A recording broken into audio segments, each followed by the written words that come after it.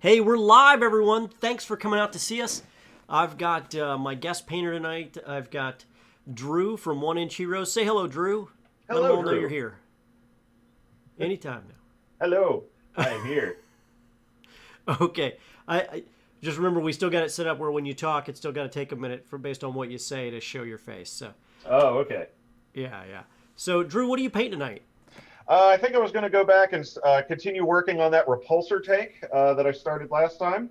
Mm-hmm. Um, I have gotten it down to freehanding details and a couple other little things, and then I think I'm going to start doing some weathering and battle damage to it. So, Okay. so that ought to be fun. That does sound fun. That sounds pretty killer. Um, Today, I'm going to be painting this ugly beast right here. This is a skeletal warrior, I believe it's called. What's the thing here? Yeah, skeletal champion. Sorry, skeletal champion from Reaper Miniatures. You'll notice some similarities in terms of the plate mail armor that this one has on and the cloak to the Lich we did a few weeks back.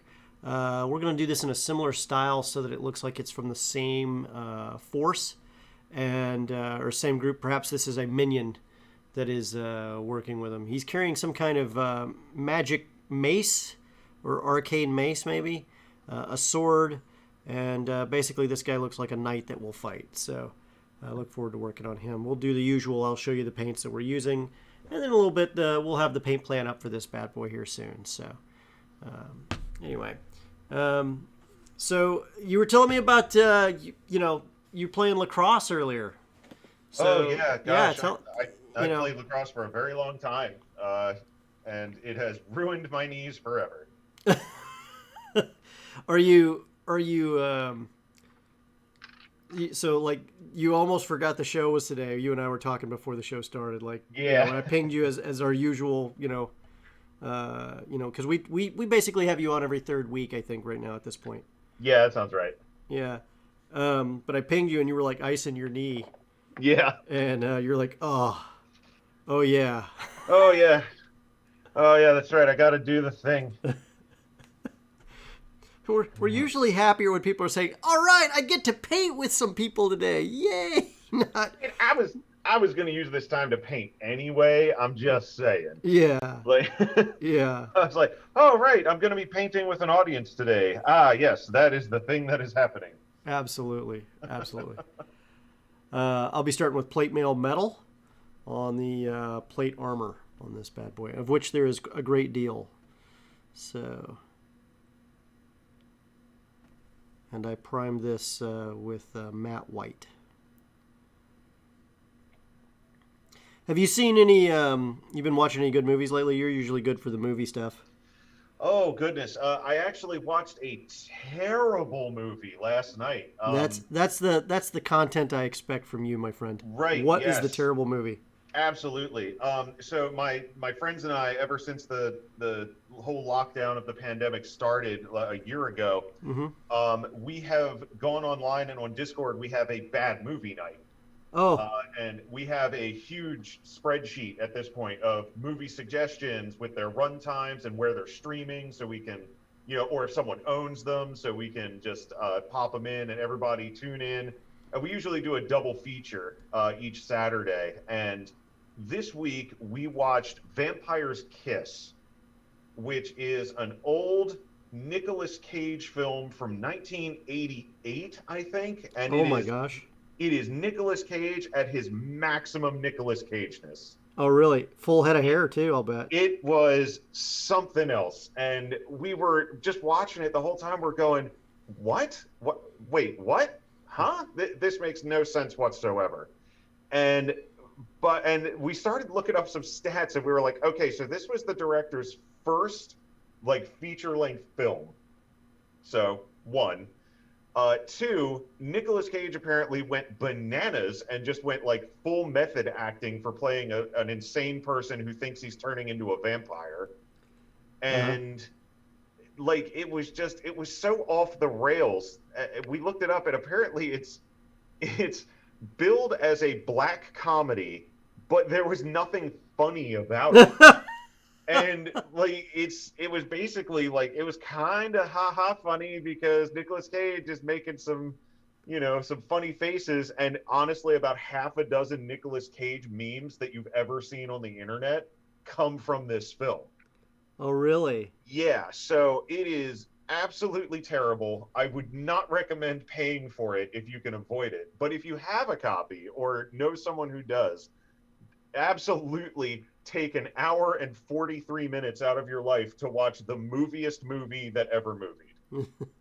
Because it is a thing. It is a thing that happened, and that's about all I have to say about that film. Gosh.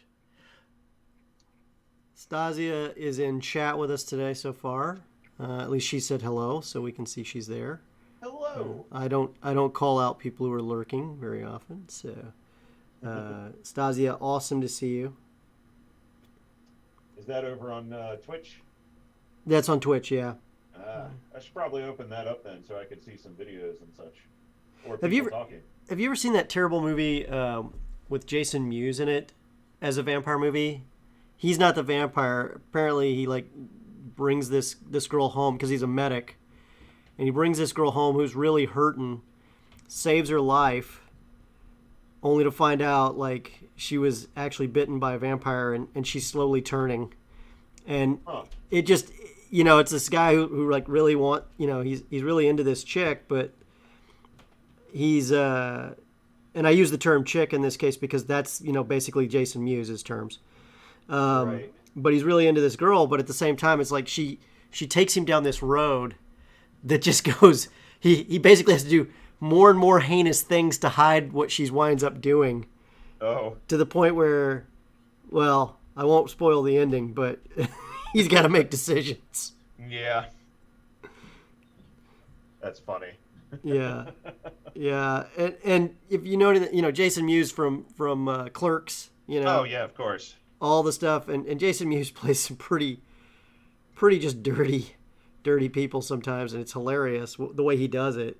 And, Yeah. But he was in full Jason Mewes is the only way I can explain it. Excellent.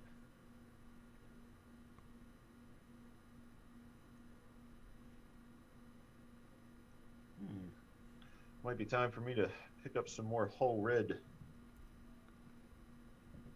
Some more what? Whole red. Yeah.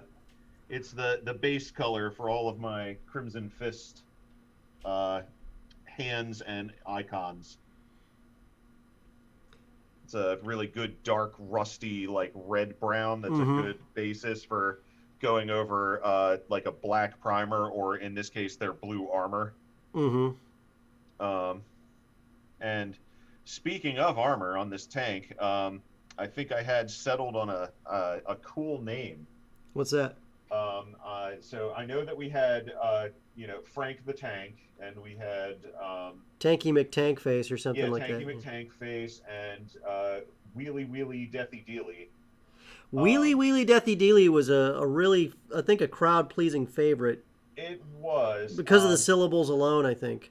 Yeah, and I think for this one, because of the dark blue armor of the tank, I think I am going to go with In Midnight Clad. A Midnight Plaid? In Midnight Clad. That's the name of the tank? Yeah, I think that's what I'm going to name it. That sounds actually serious. Right? Oh my gosh. It's serious biz. Are you hoping this tank survives a battle? Yeah. Are you going to put kill markings on it? Of course. I'm going to put all of its campaign markings. Are you going to do it every game? No. But I will probably, honestly, put all of the campaigns that I've ever played in on the tanks. Just because it's fun. Yeah, that is fun.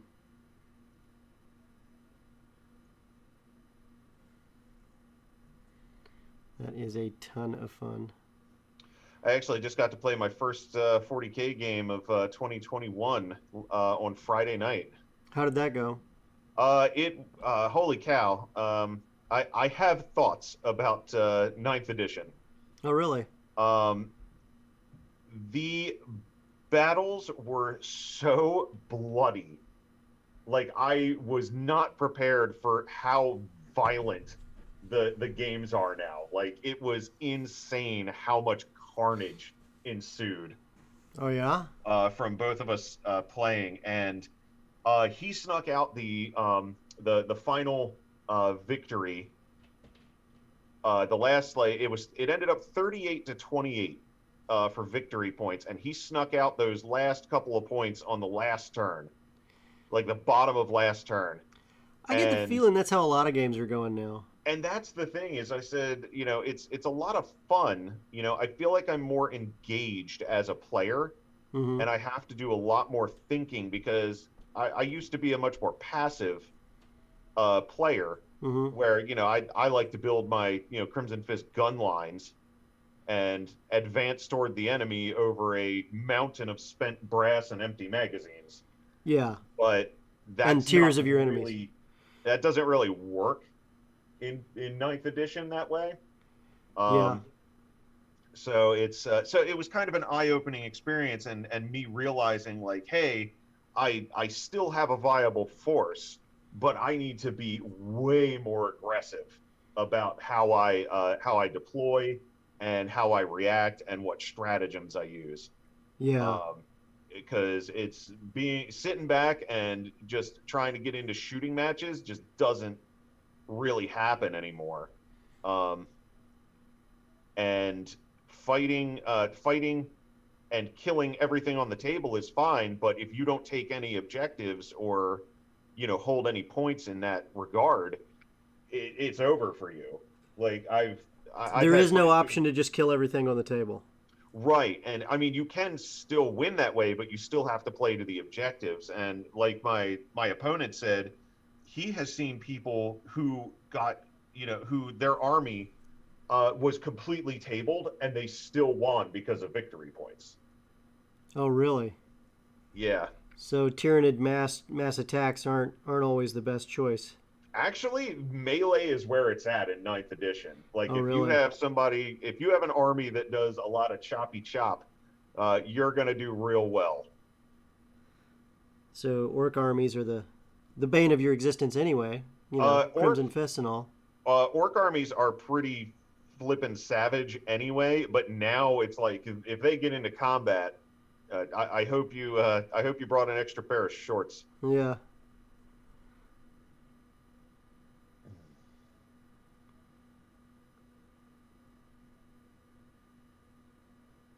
Although to my opponent did say, to my credit, um, he said that a lot of like bolter builds for Space Marine armies are not that tough anymore because bolters, as far like bolt rifles, as far as shooting weapons go, are fair to middling now when Really? it comes to like damage output. But he said he was very surprised at how much damage output a Crimson Fist army stacked with bolters can do because of all their abilities. Because there's specific bolter drills and stuff like that. Yeah, they have bolter drill. One of their big ones is no matter the odds, which is if they're firing at a unit that contains five or more models than the unit you're shooting with, they get +1 to hit. And if they what's the other one? When unmodified rolls of 6s to hit generates an additional hit. Oh really? Yeah, so like for example, one of my Inceptor units, which are the flying jetpack guys, Mm-hmm. um, they flew in and they got 18 shots, and I inflicted 24 hits because Wow. their ability allows them to stack 6s that are exploding and take out more than they technically have shots for. Um, so that was a fun thing. He definitely told me he will not underestimate that unit again. Yeah. That sounds pretty brutal, actually. Yeah, it was. I definitely said, well, I think I'm gonna have to build like at least 2 more units of them because Yeah. they did work for my boys. Hey, Geeky Simstress, and hello, Amber Anna. Good to see you guys back. Apparently, Amber Anna just had a bird fly into her window. Oh no! Not a window fly into her bird. That would be heinous. Wow. Yeah. Get some chill music going here.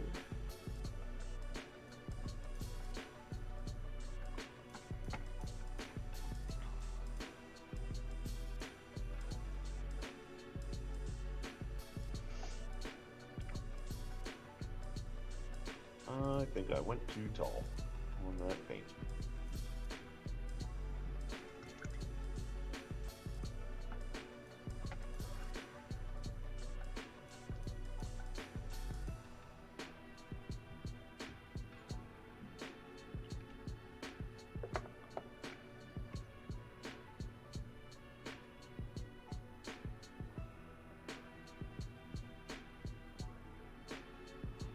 Oh boy, but yeah, it was a ton of fun to be able to play some 40K again. With live human beings. Yeah.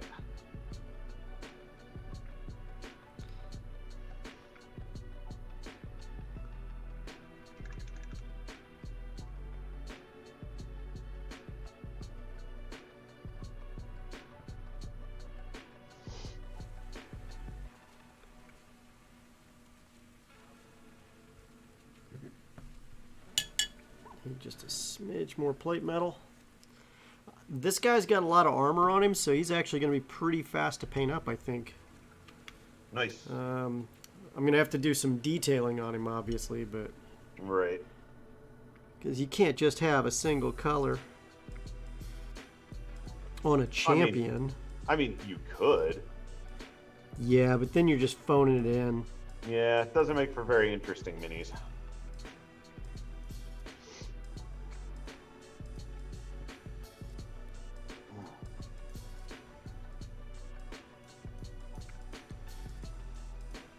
I can't bring myself to just be that guy.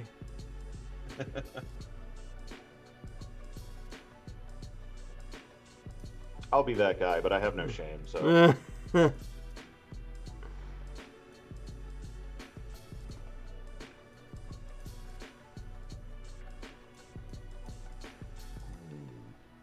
need to rethink how big this freehand's gonna be. You did some pretty awesome work on some shoulder pads the other day. Oh yeah, on the librarian. Yeah. Yeah, that was fun. I actually I have a banner here. I have a banner that I made out of plastic card, and just kind of heated up to give it a wavy shape to make for my ancient. Because I wanted to have a really cool flag for my army. Hey, Chev Hunter. Good to see you. Chev Hunter 86 in the house. Hello.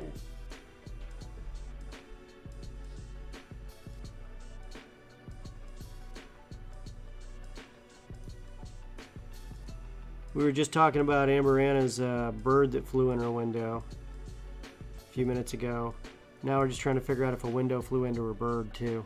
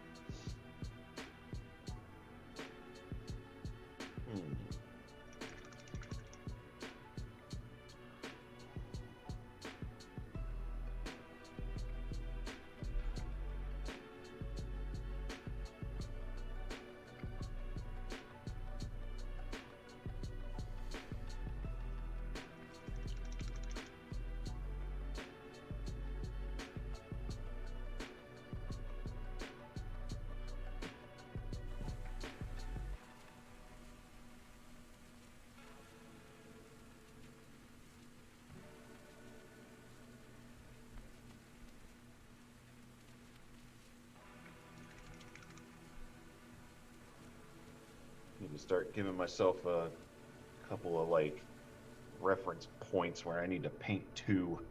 I keep making bits of this fist gauntlet too big in my free hand. You ever do stuff with graphite pencils and stuff like that? Sometimes, like for this one, on the tank itself, I'm holding it up for the camera. Hopefully, you guys can see that. Here, I'll switch to the bigger view. I painted some laurels on the side of it. Might be a little. There we go.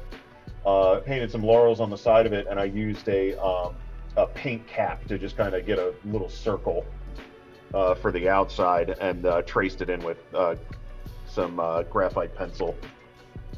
But that was about it. The rest I'm just kind of free-forming. It's always the challenge, isn't it? Yeah. But we'll get it. You know, Dave Taylor is the one who actually walked me through an epiphany on how to do those things. Oh, yeah? Yeah, because I always thought you freehanded everything on top, and that was it. And I was like, man, that is going to take forever. And he goes, no, man, let me show you how to do this. And he basically showed me like skulls, arrows, all sorts of stuff, and you just paint the shape, and then you paint the base color back over the original color to get those. Honestly, yeah, that works. It's faster. It's easier. You know. I mean, Dave could probably freehand any of that stuff anyway, but right. He was nice enough to spend some time with me and show me how to do that one time when I was in the Baltimore bunker.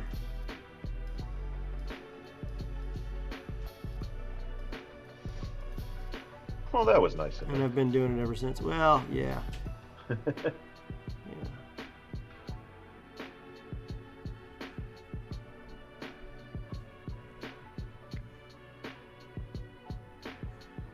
Dave's a nice guy. Yeah, he is.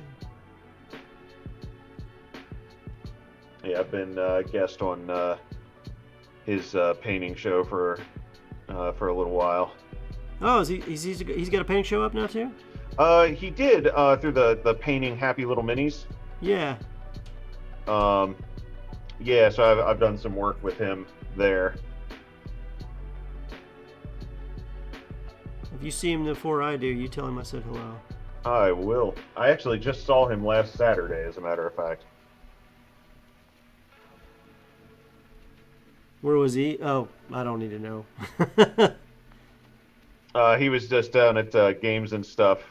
Yeah. He was picking up some supplies, and I was getting my my copy of Cursed City. Do you like it? The models are neat. That is the extent of my delving into the Cursed City. Yeah, a whole bunch of people started getting really mad. I started hearing all sorts of stuff. What do you mean Mordheim's gone? Yeah.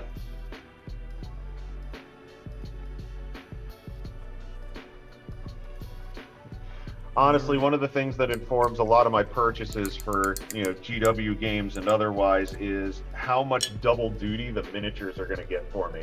Oh yeah. Because for absolutely. Cursed City, oh man, that is a treasure trove of models I am going to use for Dungeons and Dragons. I'm going to use those for Rangers of Shadow Deep. I'm going to use those for all kinds of skirmish games. Let's see here. Chav Hunter's talking to us about contrast paints. It only took me 10 minutes to paint the red parts on the young dragon and a lot of bone color for the chest and dry brushing. Took 15 minutes. Turned out great. Hey, yeah, the contrast paints are killer, man. They have really revolutionized getting armies on the table. Mm-hmm.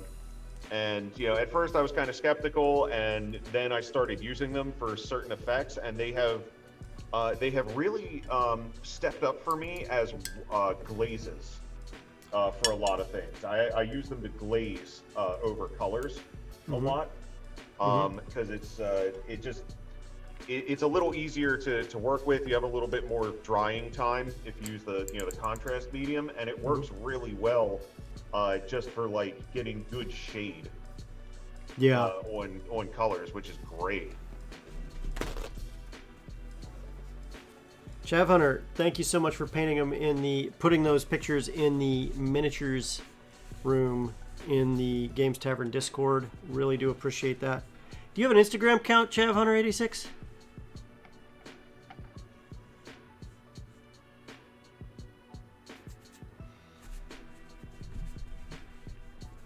That'd be cool if he does.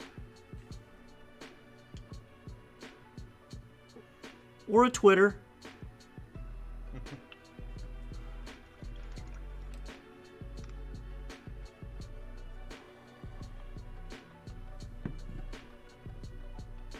I don't really buy into social media. I follow people the old-fashioned way in a trench coat.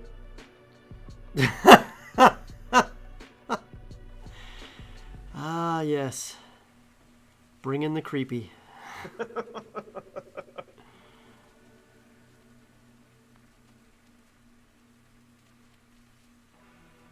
I'm switching over to weapon bronze to detail out the armor. Doing a mix of the whole red with scarlet blood to start bringing up some highlights and picking out individual bits. Nice.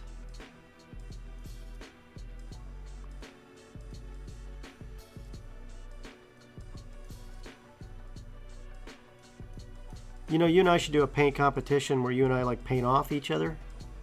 You know, we do the same miniature and we both paint it, and then we see how fast you win. How fast can he beat Reed? Because he will. That's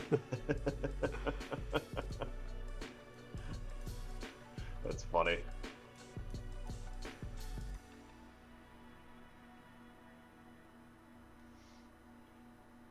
Yeah, I've done some. I did some marathon painting. There's a shop near us that had it was a 24-hour like mini madness kind of thing where you showed up and you had to paint, you know, X amount of models or like an entire army. You could show up with the models already like built and primed, but nothing else. Was this Titan? Yeah, it was Titan. I had a feeling it was. And like, oh my God, it was so funny because you could tell. I went up there with my buddy James, and you could tell who the hoary old veterans of painting wars were, because everybody else was sitting on like the folding chairs at the tables, and like they had everything. Man, we showed up, we brought our office chairs from home, like rolled them in and set up shop. Oh my gosh. Like, everybody was suddenly realizing that 24 hours was a long time to have your, you know, playlist on your phone run. And everybody was running out of juice, but there's only like 3 outlets. So I had an extension cord and ran it over with a like a surge protector strip. So we had like 8 outlets for our laptop and our phone, and we brought an electric tea kettle so we would have some caffeine to get us through. And yeah, it was funny. Everybody was looking at us like, oh man, we wildly unprepared for this. You just look at them and go, this is every weekend for us. Yeah, I mean, you're not wrong.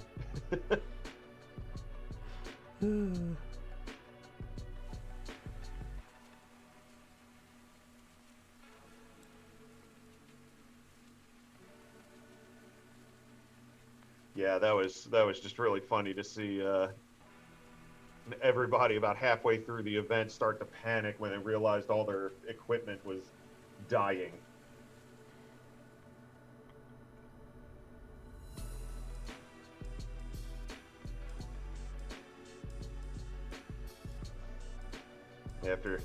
After that event, though, I kind of had to bow out of those kind of events because I'm old now. I can't do that. Yeah, it's one of those things that it's really fun when you have the urge and the mood, but it can drain you fast if you're just not there. Yeah. What was really funny, more to your point of seeing how fast I could paint, I ended up painting my entire army and having like 5 hours left at the end. And they were like, well, if you leave the shop, then it doesn't count. You're disqualified. Like, you can't go home and come back. And I was like, even if I'm done? And they were like, even if you're done. So I was like, okay. And I just basically rolled up my paint kit and laid out on the floor and passed out. I was like, okay. So you woke up well rested. Yeah, I actually woke up and was like, okay, fun little power nap. That's not bad.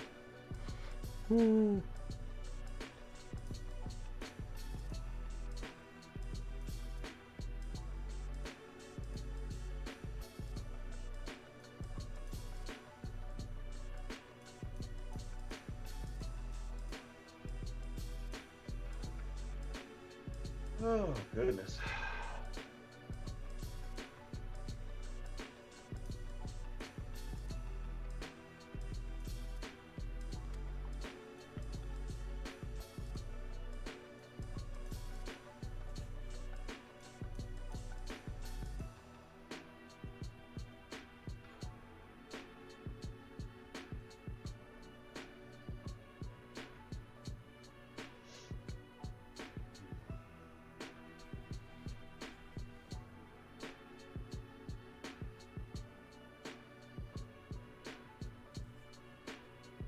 That is absolutely true, Chaos Panda. Sometimes lessons under fire are the best lessons. Yes, absolutely. Chaos Panda, good to see ya. Thanks for coming out today. What you working on?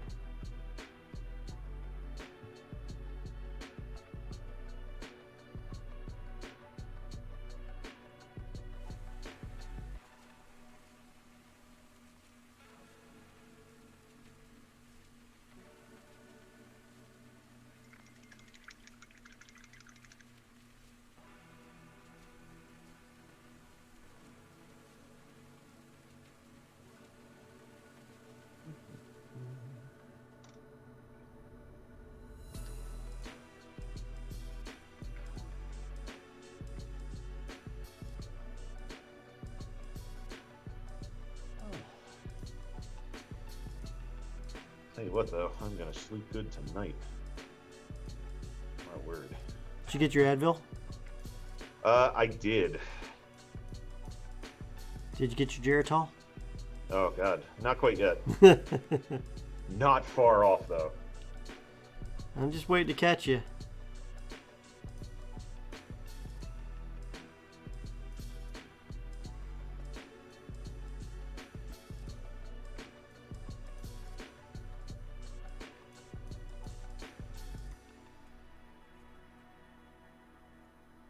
That was my favorite thing about hitting 40.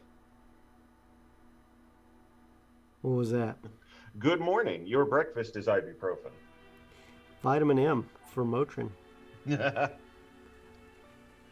you're talking. Yeah.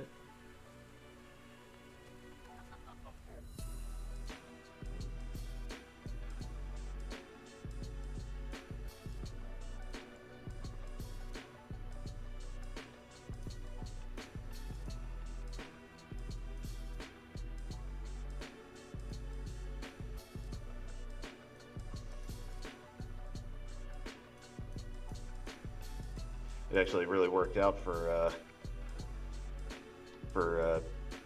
doing the painting show tonight because my wife had an online event she also forgot was occurring Oh, really? today. So she was like, oh, shoot, yeah, all right, I got to jump on that call. And I was like, well, I'll go do the painting thing. Painting.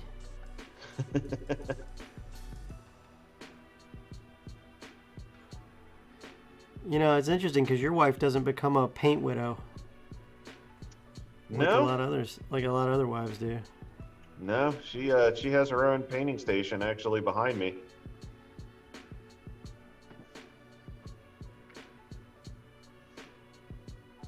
I knew she was the one for me when she said, we can have a Warhammer cake topper. Did you do that? Oh, yeah. Yeah, as a matter of fact, I'll dig it out and post it in the miniatures That would be hot. chat for...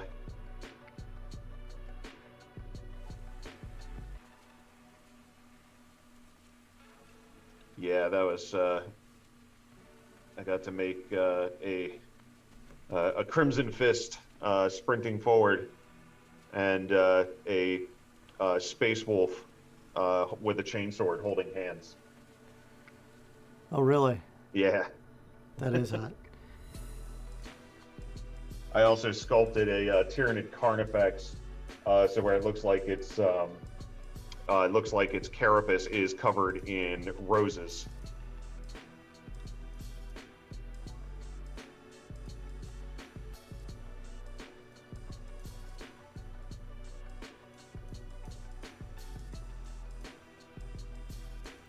A Tyranid with its carapace covered in roses. Yeah, so it actually blended into the flowers on the cake. You know, you just can't beat a love like that. You're telling me, man.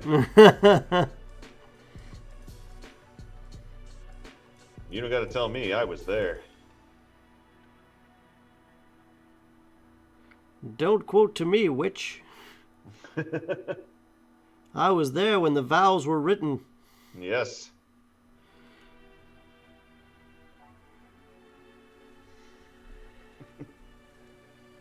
Corvus Belly Infinity Miniature trying to get back into the hobby, baby steps. Chaos Panda, welcome back to the hobby. Woo! That is always hot. Which Corvus Belly miniature? I would definitely love to know. Corvus Belly makes some great minis. Yeah, they do.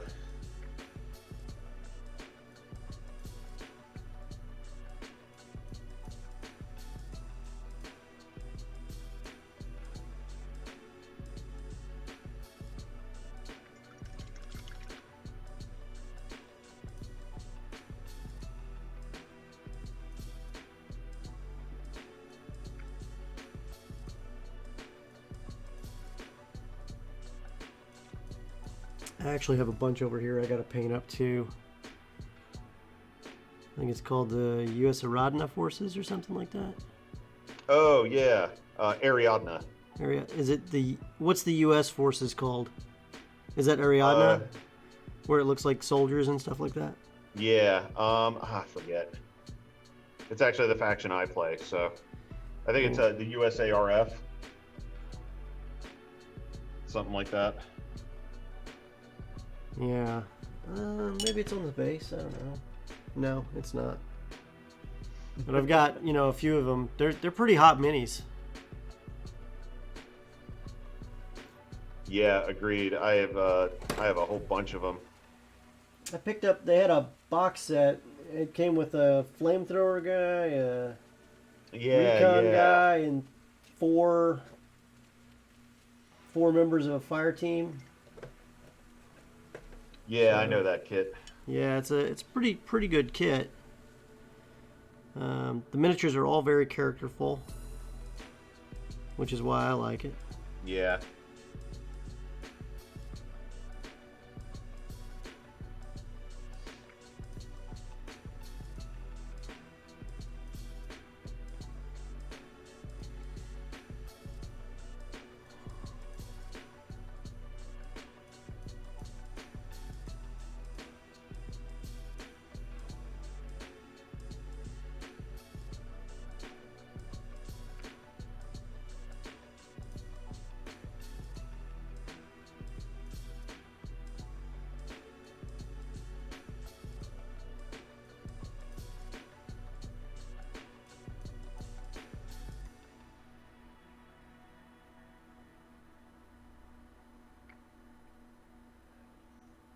Yeah, there are some cool minis. They're I actually should probably paint up the ones I have sitting around. You know how it is for us mini painters. It's always a revolving door of projects. Mm-hmm. Mm-hmm.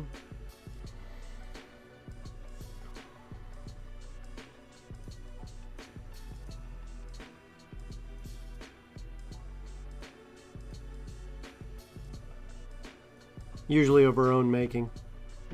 Oh, I have to paint all these other minis. Sorry. Secretly inside, I get to paint all these other minis. Right. Aridna Intel Spec Ops seems to be the one from the Gen Con. Oh, okay, cool. Cool. I'd love to see that. That was a Gen Con release special. Hey, Jet Frosty Z. Good to see ya.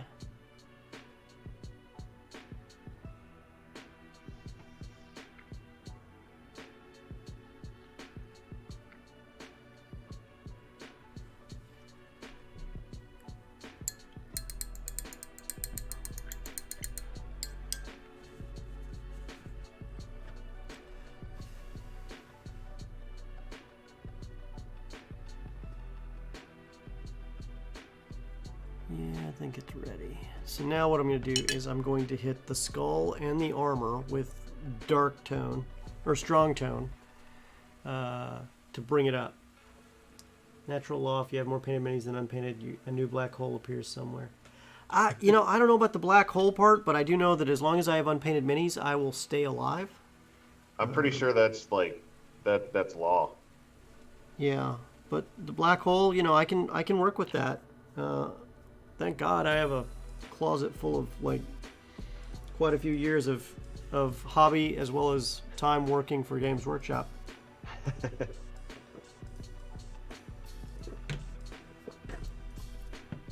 Back when you could get rhinos for $6. Yikes. Oh, those heady days. Oh yes.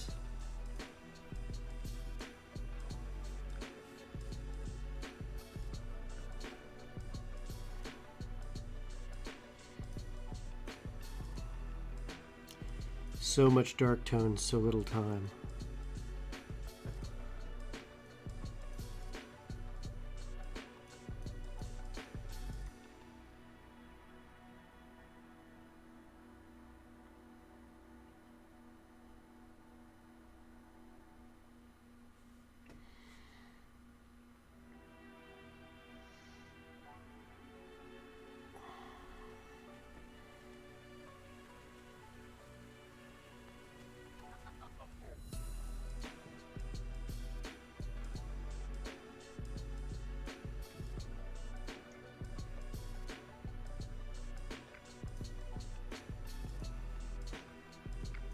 Yeah.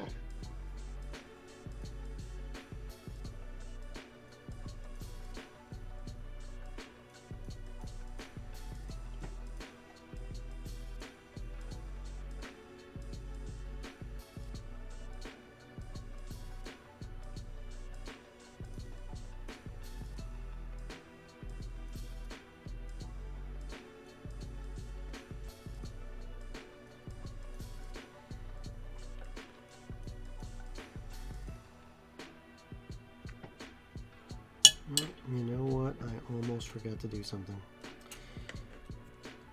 I'm going to hit that with this then. Oh. I forgot to hit the hilt of this sword to bring out that color contrast from the rest of the model. I was going to say, did you pay the gas bill? Nah. Nothing that problematic.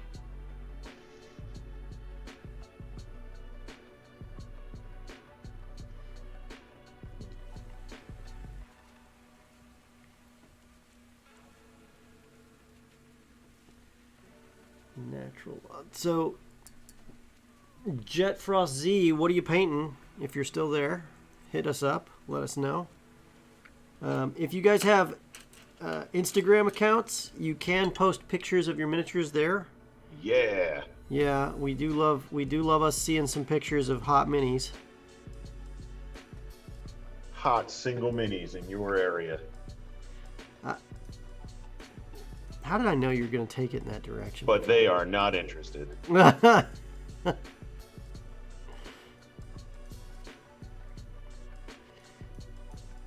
What do they have I'm a a dating monster a read. dating site for painters, and instead of calling it Tinder, they call it Stroke. I mean, is that a thing? Is that how you can meet other miniature painters? I don't think so. You're sitting on a gold mine, Reed.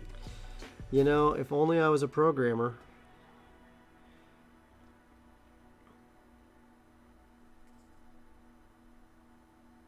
Who knew how to set that up. I always thought it would be a fun thing for, you could date people that way. So you could just log in and be like, hey, here's 17 other people in the area who have rewatched The Office 10 times. Like, you could sit and watch together. That is probably an interesting thing of a comparative, like, how do you know you two will get along? Oh, we both love The Office, you know?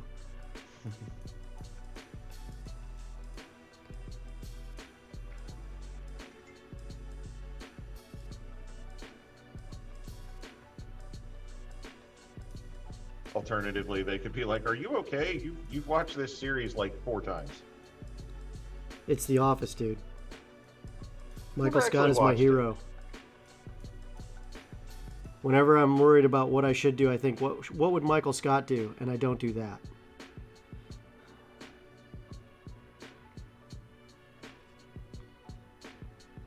There's times I've watched that show and I've just cringed. Because, had that happen anywhere but that show, the amount of lawsuits. Yeah.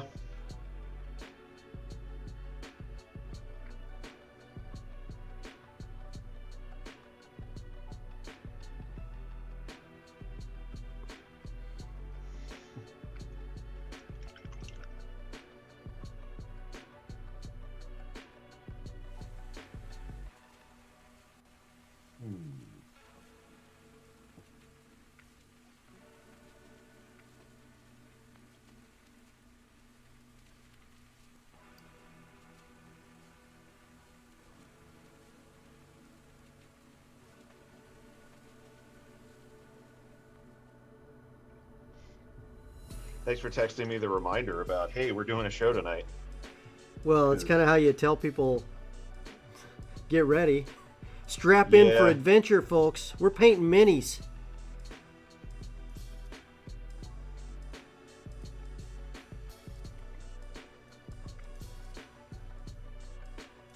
Oh, man.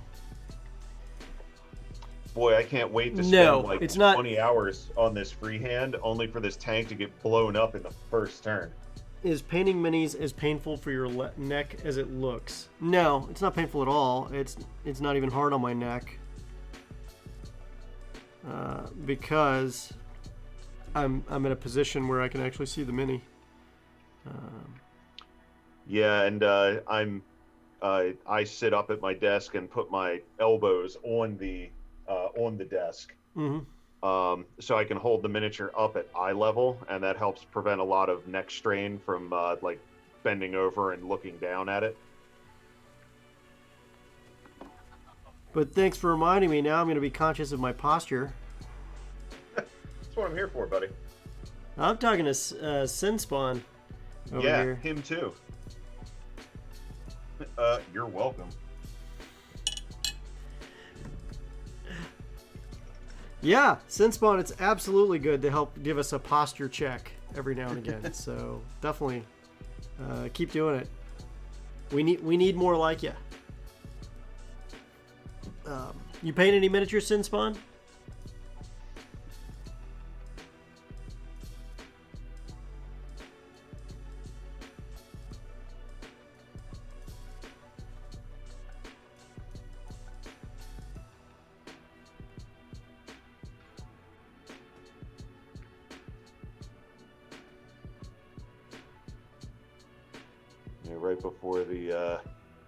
Right before the show started, I was online teaching the new bloods how to fight on the frontier in Titanfall 2.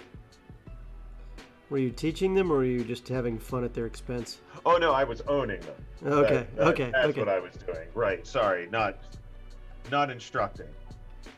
Well, instructing through the School of Hard Knocks, perhaps? Yeah. Potato.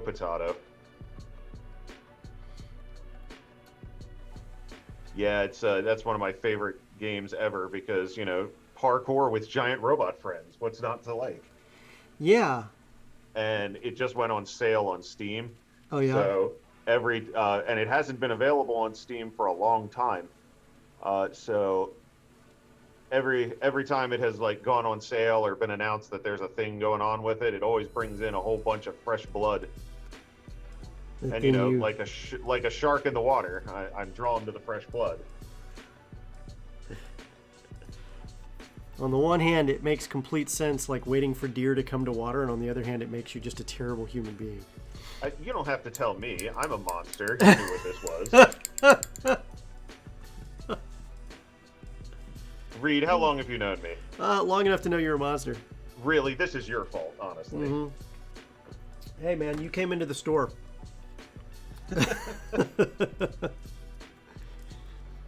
Yeah, the elbow trick is great. You're cross-stitching right now and killing your neck. Okay, well, yeah, definitely use the elbow trick to cross-stitch if that works for you. When I paint, you just brace. And to kind of show you a little bit, I'll lower the camera. You don't put your elbows on the table, you brace against the table. That usually gives you all you need. Although some people do put it on the table. That just holds it too high for me. And you'd never see anything I'm doing up here if I was that high anyway, so. I say that might be why my camera is very close to my work while I'm working, because I actually sit with my elbows on the table. Yeah. And then this is up at about like eye level for me. Yeah. So that way I prevent the crick in the neck. I could go that high. Maybe I should try it. Here, we'll try that to see if we can go that high today. That's about right.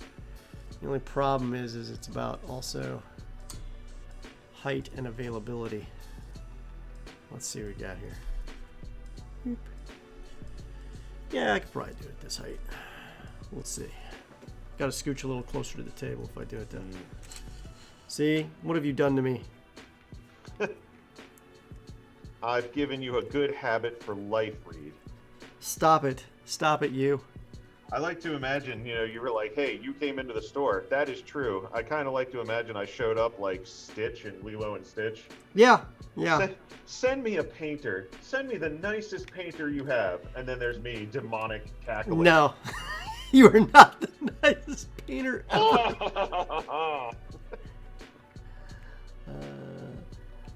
So what are we painting, Sinspon? Well, I'm glad you asked. So I am painting a skeletal warrior from Reaper Minis.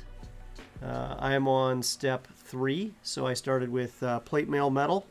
Then I did weapon bronze, and then from there I've used strong tone wash on the metal bits and the skull.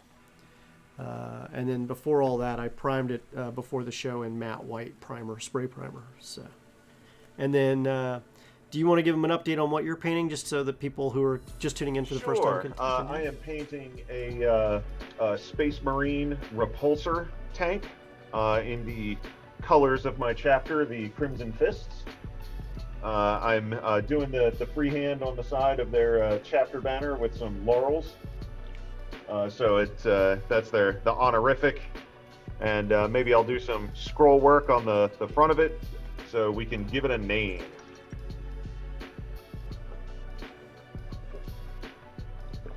And that's going to be pretty killer as well.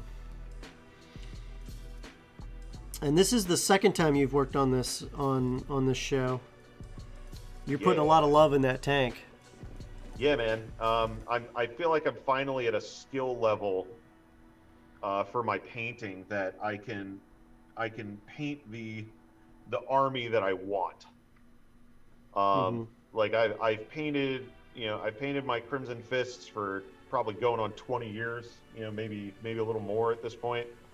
And like I've painted them before. I've painted, like 3 companies worth of Crimson Fists, but I never really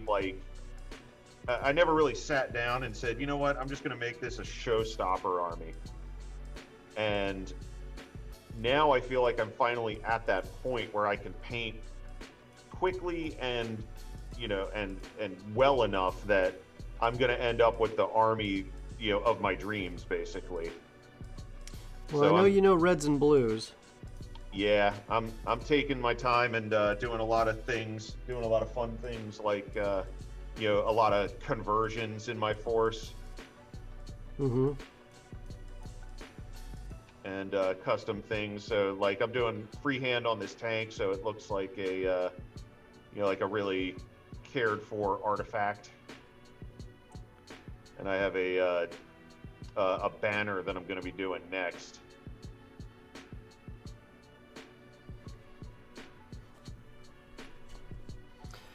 Here we go, elbows up. Oh, this sucks. Now, here's the question you have to ask yourself. Did I give you a new painting technique to help your health? Or did I do it to slow you down so I could win this painting challenge? There's no paint challenge. We're not doing the same miniature. It's a paint challenge when we do the same miniature, and then the paint challenge is how fast does it take you to win? Because you're going to win. That sounds like quit and talk, Reed. It's not quit and talk. I can't help that.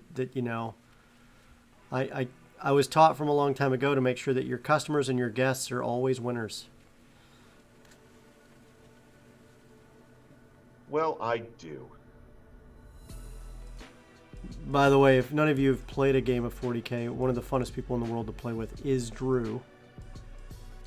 Not only can it be a serious nail biter of a game, you can laugh the whole time too, and I did.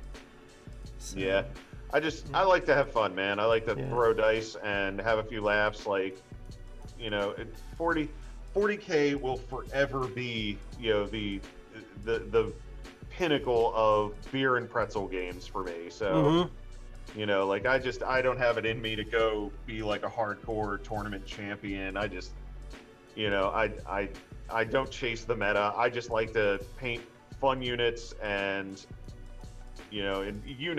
I'll put units out on the battlefield that like aren't even that great, but I just like them and I painted them. So it's like, well, here they go. They look good, and by golly, they're going to do something. It may just be absorbing bullet rounds, but they're going to do it. Yeah. Yeah, I cannot tell you. I tell actually a lot of people that I know for a fact I am the okayest Warhammer general. I show up to take best painted. Like I've literally just gotten absolutely waffle stomped in tournaments. Like didn't win a single point. Went like 0-5. Didn't care. Still won base painted. It's fine for me. I don't care.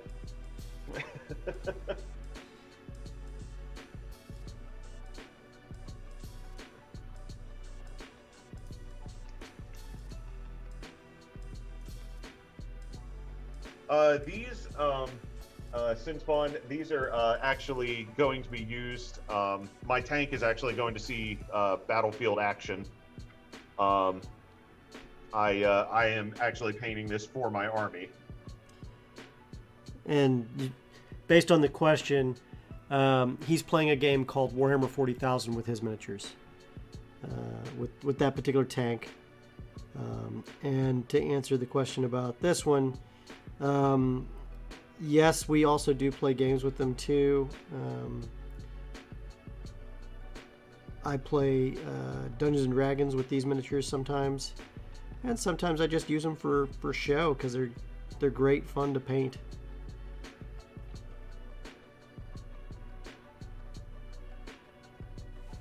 I mean, But isn't it nice when you get... So that's the one thing, like, there's nothing that beats a table full of great painted miniatures when you're actually playing a game with them too. Oh yeah. My opponent is that I played on Friday was actually still he is still looking to build up the paint jobs on his Grey Legion. Oh, he's got the Grey Legions and the Putar forces.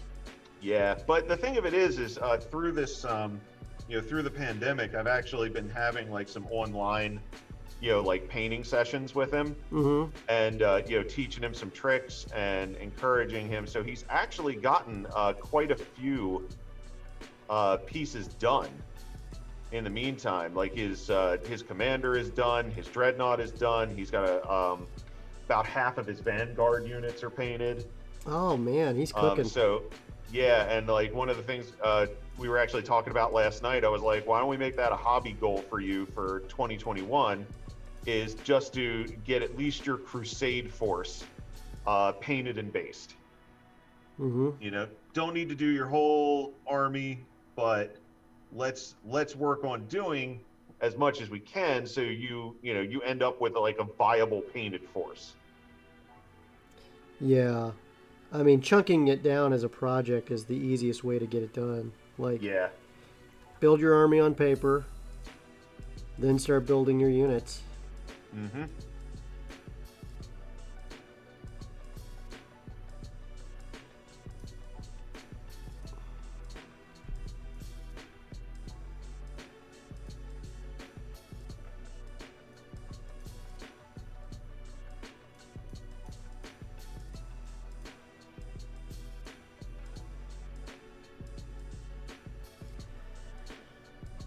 Oh yeah, the purple is kind of a crowd favorite at this point. I did a lich that we do. So we have a Patreon as well for paint plans for the various different miniatures that I paint on the shows, and I have a lich in a similar paint scheme. And because this guy is destined to be a champion of said lich, we're using the same general colors on this guy to keep him in the inner circle, per se. Keep them consistent. Yeah, so purple is for the high level guys, reds and blues are for the lower level guys, is basically. And believe it or not, I feel like I'm painting an army. But, when it's Dungeons and Dragons, you're not really doing an army per se, but I am. Right. Old habits die hard, I guess. But that's really where I'm at with this is...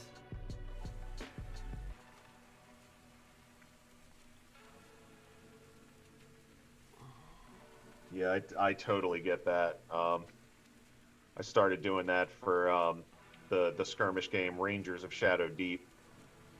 Mm-hmm. And I started having to paint like a lot of monsters in certain color schemes.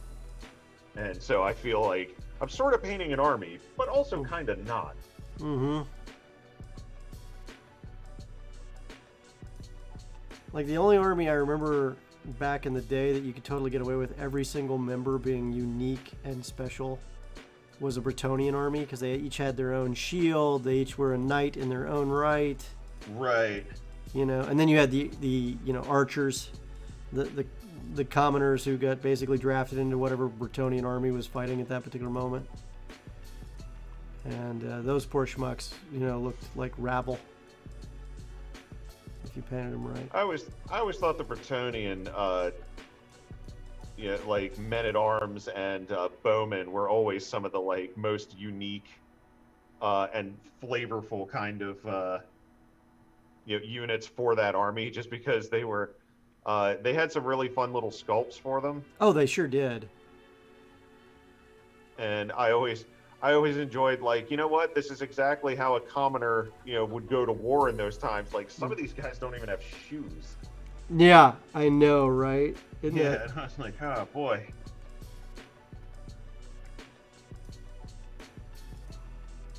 And they all had longbows. Yep.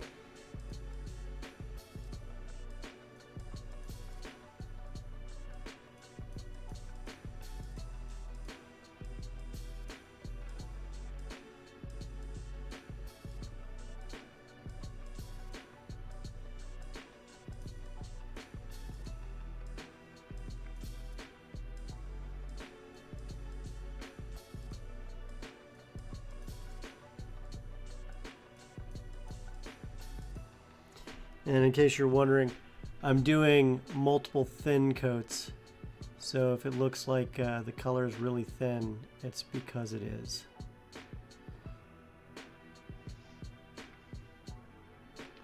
Ooh, I'm pleased with how that gauntlet's turning out. Is it on the side? You got it? Yeah, I'm getting there. You've painted enough of them. I think you could freehand that like in your sleep now, but I guess that's just not the case. Well, it's just I'm trying to do to make it look really unique and stand out. So one of the things that I've kind of done on it is gone for a non-metallic style on Really? on the red of the gauntlet. So it looks sort of like it should be metallic, even though it's not. Like a metallic paint? Right. So it looks like it would, like the fist itself is made of metal, but I haven't used a single metallic color in it. Mm-hmm. Rendering. Right. Mm-hmm.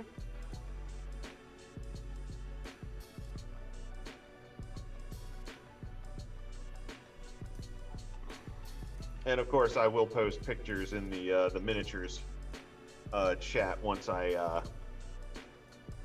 have it finished.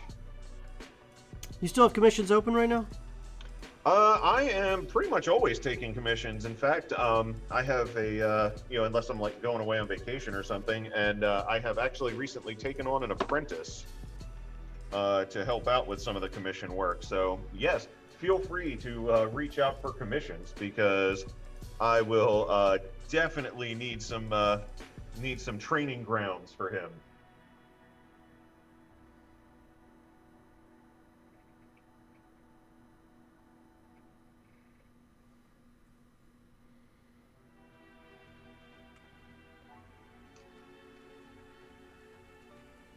All right, I think that fist is done. Now I need to do some scroll work.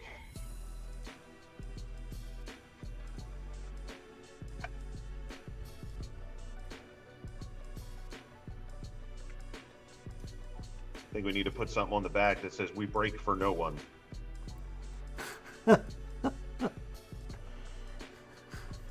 How appropriate.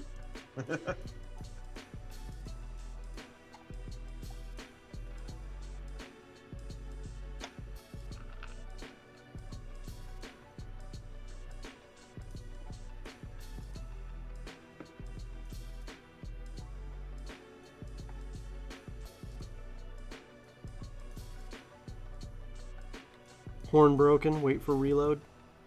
Yeah.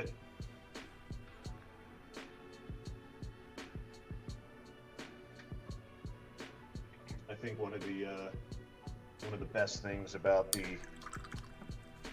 some of these tanks is the ability to just paint some fun slogans and such on them like that. Mm-hmm. Also, I do enjoy the fact that this tank appears to have turn signals, which I absolutely love. Turn signals on a Land Raider. Yep. It's been a while since I've seen anything like that. Yeah. I don't know why. It just makes me happy to see, like, they have headlights and turn signals. Okay, so doing some. Because, I mean, if you're in a tank, you probably don't want to tell anybody where you're going. They have turn signals on them most of the time for roadway work. Mm. But when you activate your blackout lights, all that stuff goes away. Not that it matters. If you're in a 70-ton main battle tank, you have the right of way, regardless of what anyone else feels. Mm. I'm pretty sure if you turn the lights off, like, that makes you a ghost tank. Makes you invisible. No. That's how that works, right? No. But you need some extra equipment to shoot at it then, usually. I don't know. I'm not an engineer.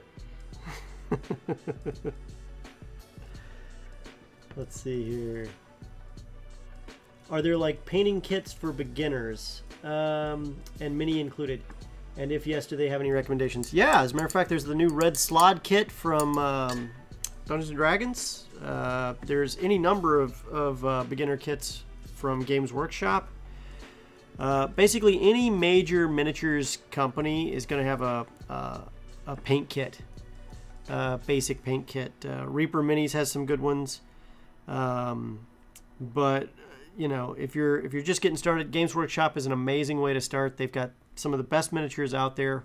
A lot of the way their miniatures are designed, makes general painting fast and easy, and that's a huge part of what we do. Is to, a lot of what people think are the hard techniques really aren't. What Drew's doing right now is probably the hardest thing that Drew needs to do ever. And that's freehanding rendered metallic paint, which is him literally going way above and beyond to paint that up to a high standard. That's because I'm a masochist. Yeah. He's essentially, what's the word I'm looking for? He's making the tank a signature piece, right? But yeah, every single Marine in his army, his Space Marines in his army, who have a similar color scheme wearing powered armor on their human bodies, or mostly Primaris and transhuman physiology. Transhuman bodies now. Every one of them are in the same color scheme, but I can tell you they don't all have the same level of detail on them. D&D did come from War Games, yes it did. The old chainmail, but I will tell you that seriously, if you're looking to get started, Games Workshop is a great miniature set to start with. Either that, or I would look at some of the Reaper medals.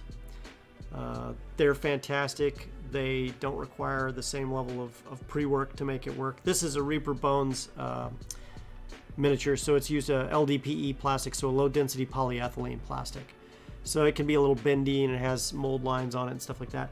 For your first miniatures, start with either polystyrene, which is what Games Workshop stuff is almost completely now, or a good metal miniature, and preferably with chunky details, because that's going to make it easier for you to train your hand to work your brush. And to be honest, this is the brush I'm using, and whereas it may look like it's small, it's not. It's actually one of the larger brushes, because you look at this one to the right and you see how much bigger the one that I'm using versus the one here is. And same handle size, same everything else, but it's just a much smaller brush.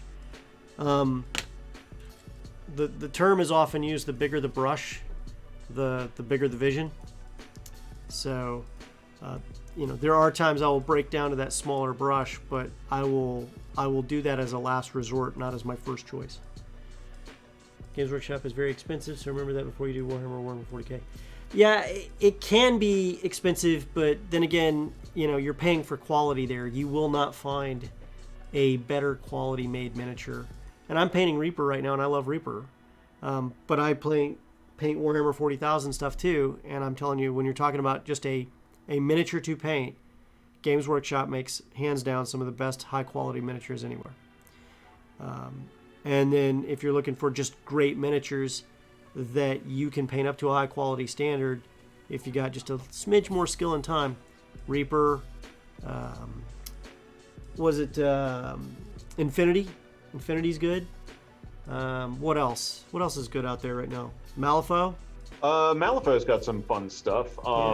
And there's a lot of up-and-comers that are doing some really great miniatures. Atlantis Miniatures has actually been doing a lot of great stuff recently. The minis that are coming out for Fantasy Flight games, Star Wars Legion, are pretty cool. So, and some of those, I mean, once you get them painted, they dead on look like the actors that they are meant to portray.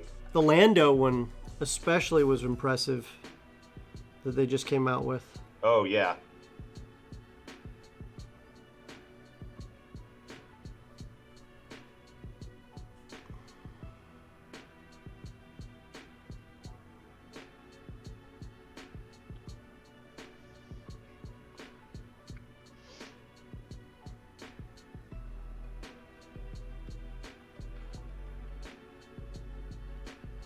All right, guys, we're going to take just a quick little break here.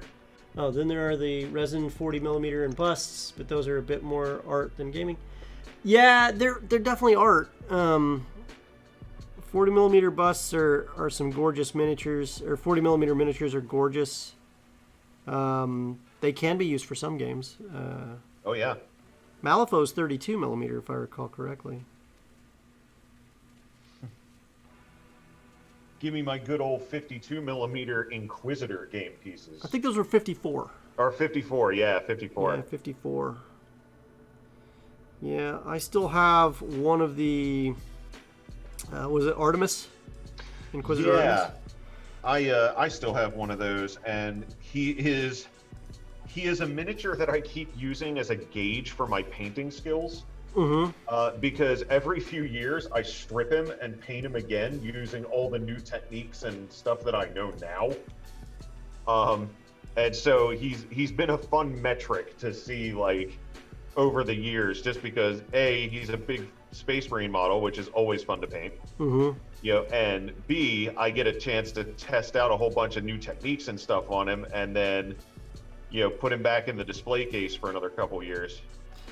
I turned mine into a giant statue, and I sculpted a skull for his head. Oh, nice. And so it became. Do you remember what was the real-time strategy game called again? Dawn of War. Yeah. So you remember the statue that used to be in the middle of like some of the crosswalks and stuff like that, or the roundabouts in the roads. Yeah. It was out there. It had the scroll in its hand as well. Oh, well, yeah. I also plastic sheeted up and thermally formed, whether it liked it or not. It was not thermal forming plastic. I took plastic sheet and I heated it up until it bent to my will. And I made a scroll in his hand too. Nice. Yeah. And then I converted his bolt gun into a heavy bolter for my Arbite squad. Ah. Because it was just the right size to look like a heavy bolter.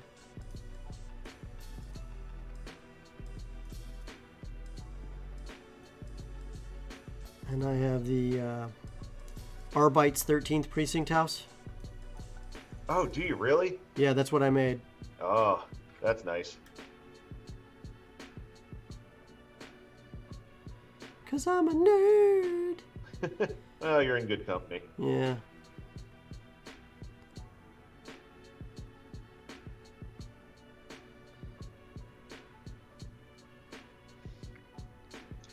All right, so on my tank underneath the fist, I've decided to add a little bit of decorative like tie work. So it looks like it's tying the laurels together and then spreading out across the rest of the tank. So just a fun little visual interest to the tank there. It's going to be a shame when I go over and do battle damage on this thing. He's never going to be done with this tank, folks. Well, that's unfortunate because I have two of them.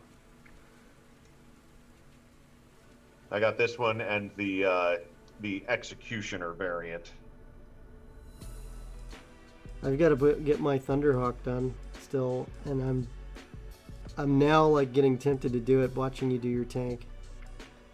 Hey, you want to make that our challenge model? Because I have a Thunderhawk too.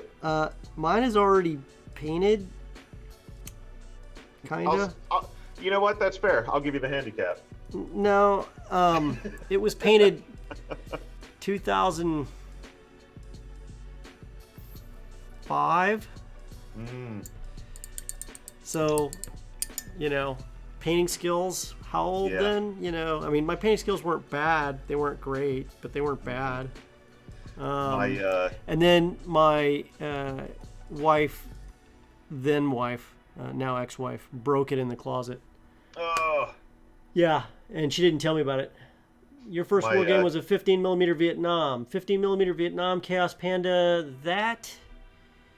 Was that the Flames of War Vietnam 15mm, or was that a different game altogether? Yeah, Flames of War does have a Vietnam flavor of their war game. Yeah, you can use a lot of those same minis if you do it right with the their Team Yankee stuff that's out now too. Yeah. I have a U.S. Army Airborne force with them, or 101st Airborne. Or no. They did it 82nd Airborne, but they have them all as helicopter cavalry, which I'm just like, what? And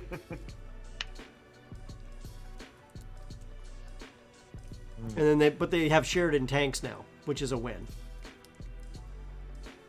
Oh man, now I have all this real estate on the other side. What am I gonna do here? Older, from the 70s and 80s. Okay, that Fistful of Toes maybe.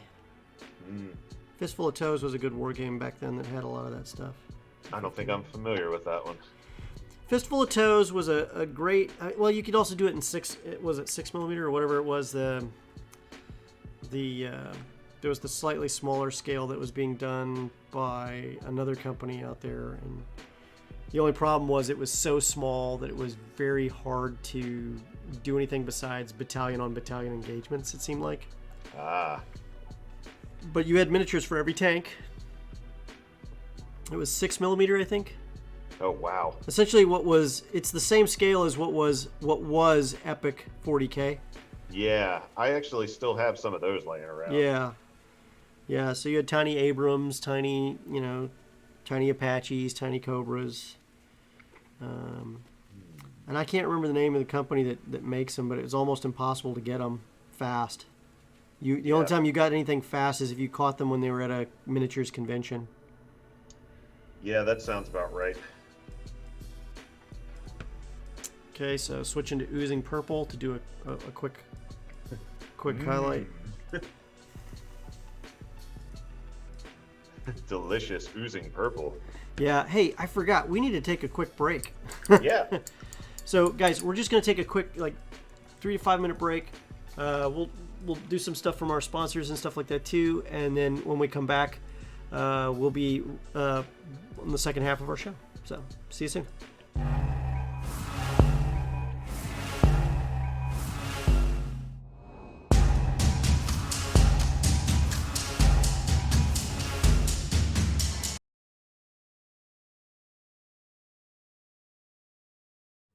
Hey, it's Reed from the Games Tavern Happy Hour. Take a look at some of these cool faces that you're going to see, because they're some of the people we've already interviewed, and we've got a whole lot more coming up. They're tabletop gaming streamers, game developers, game designers, artists, and more. If they're in the tabletop space, we're probably going to talk to them at the interview table at some point. In addition to that, we also do tabletop game reviews, as well as accessory reviews, models, miniatures, unboxings, you name it. Plus, every week we provide you with the latest news and new releases in the tabletop gaming space. If it's involved with tabletop gaming, chances are we're going to cover it. You can see this every Tuesday at 7 p.m. Eastern Standard Time on twitch.tv/thegamestavern on Twitch. And also, you can check us out on YouTube just by searching YouTube for The Games Tavern.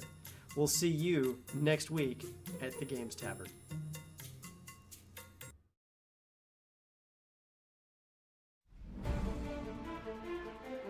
Have you ever needed quality images of characters for your games or stories, but couldn't find the time or assets to create them? Epic Character Generator comes to your rescue with lots of features. After launching the program, you can select a base character to start working on. Just pick a wardrobe and begin customizing it. At any time, you can jump to the settings to turn other packs on and use their content on your character too. There are certain items which not always fit together nicely. You can use the toggle feature to decide whether these items should be on top or on the bottom. You can use the coloring tool to give your items a unique look. A few items can deform the base body in a minor way, and others can make huge changes. How about moving around some decorations in the background? Or even the whole character to find the perfect composition? You can save your character as a data file and load it back later to continue editing it. You can export your character as a PNG image with a background selected from the program, or choose a transparent one. You can use it later in any environment. So, have you crafted your first character already? Epic Character Generator, now available on Android.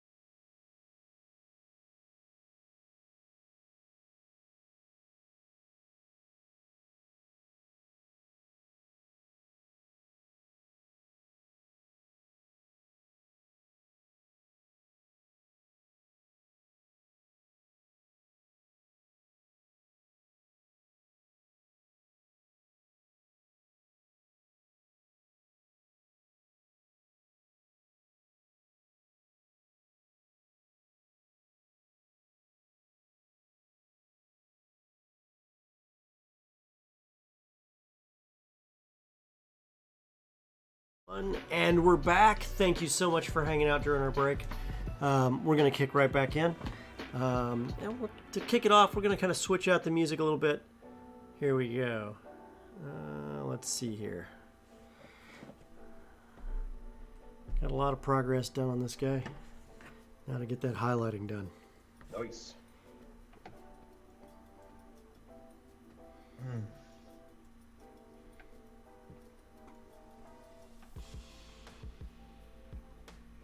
Now I have it. Now I have a hankering to paint up some, to do some more freehand. See, that's what starts it, man. That's what gets you in trouble. It's true. It's the best kind of trouble. Yeah. Yeah, that was the other reason I knew my wife was for me, because she bought me a Thunderhawk for my 40th birthday. Oh.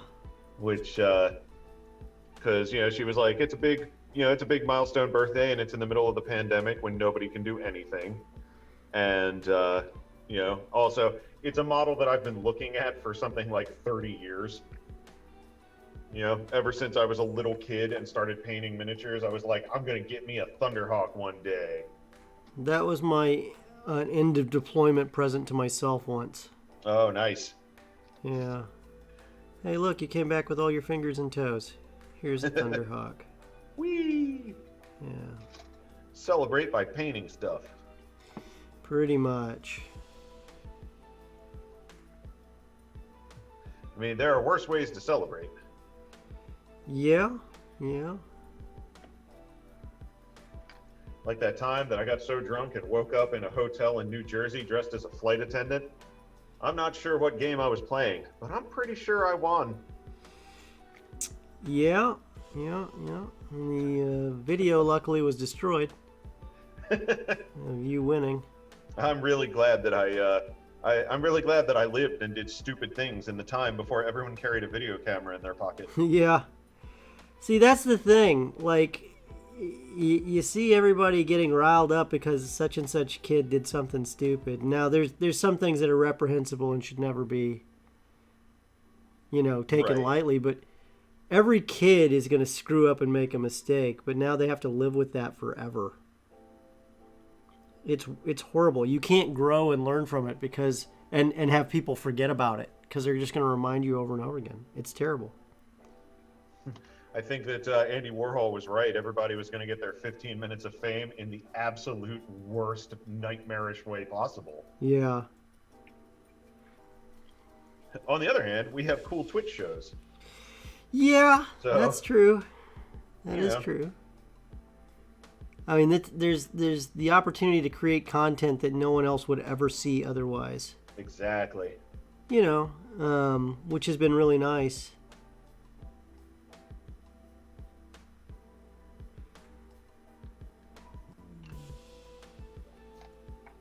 And if you're hanging out with us tonight, we really appreciate that you like our content. Yeah.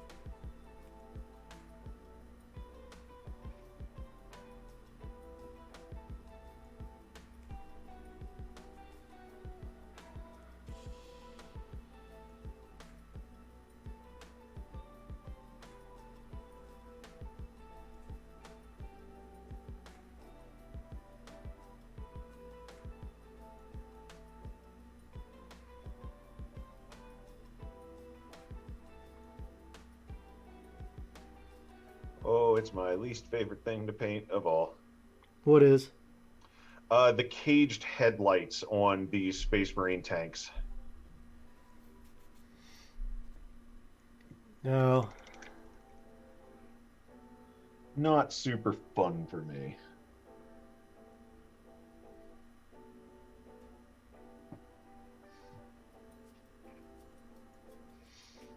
Also, I kind of think I don't want to do them illuminated. Oh yeah. Yeah, I think I'm just gonna do like a glossy sort of yellow lens, so it looks like they're off. Mm-hmm. But that can be difficult because of the silly cages.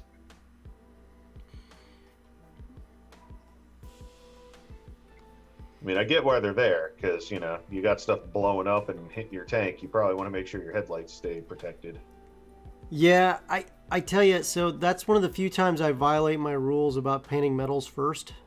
Yeah.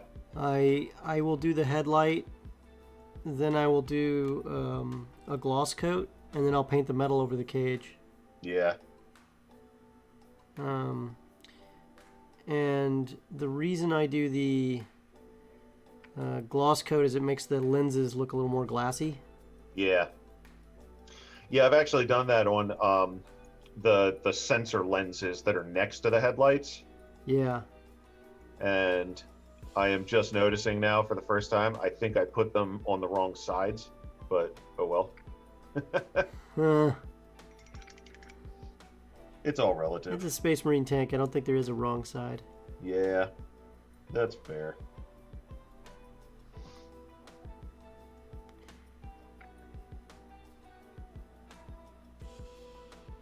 What I'm doing now is highlighting the edges of this cloak. So if you're looking at what I'm doing here, if you look at the cloak, you can see like this line right here where the cloak is raised from the wind. So every high point on the cloak that's raised outward where the light would hit first, I'm doing gradually brighter and brighter.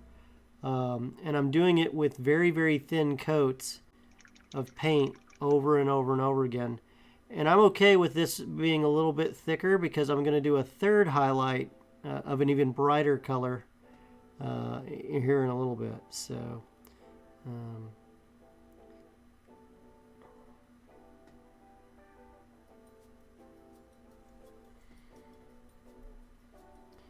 before I do that, I'll be washing this with a purple tone.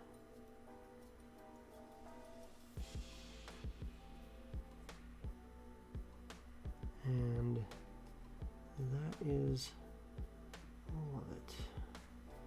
I need to get this just a little bit more.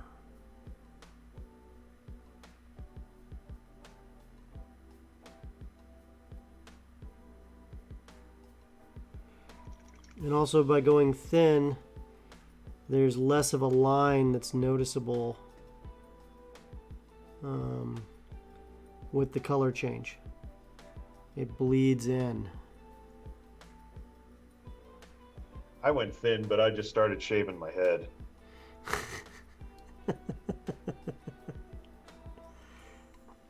But try the veal, folks. He'll be here all week. We got jokes and jokes.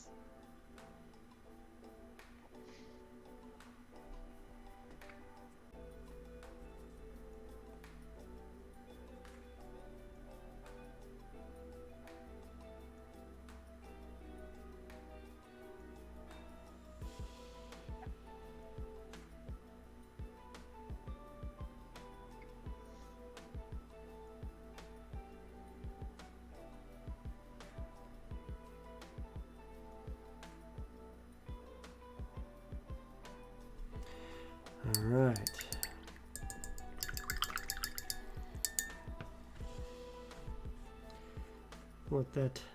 Let's see here. Don't screw up the Twitch shows or it'll be around forever. You know, that's actually the difference. Twitch will dump off, I think, after 60 days, or if you have Twitch Prime on your Twitch subscription, on your Twitch account, or 14 days if you don't, unless someone takes it and uploads it to YouTube. But if you own the IP rights to it, you can force them to take it down if it's your content. So a little bit harder if it's taken in a different way.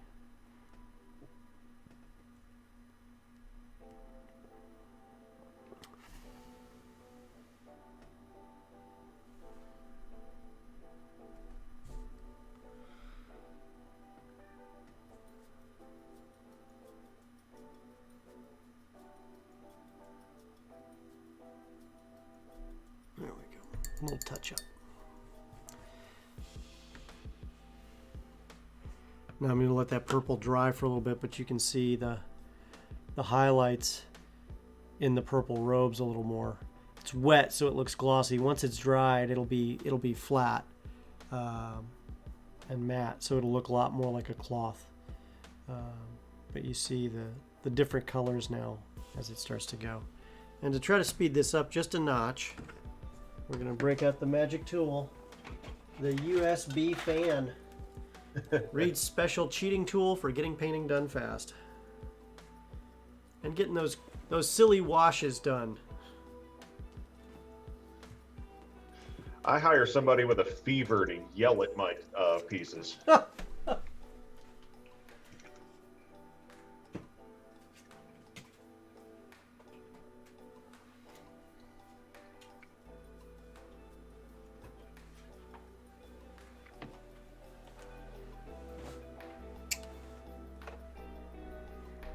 And zoom in on your stuff so people don't see me drying paint. Yeah, I was gonna say that's my show.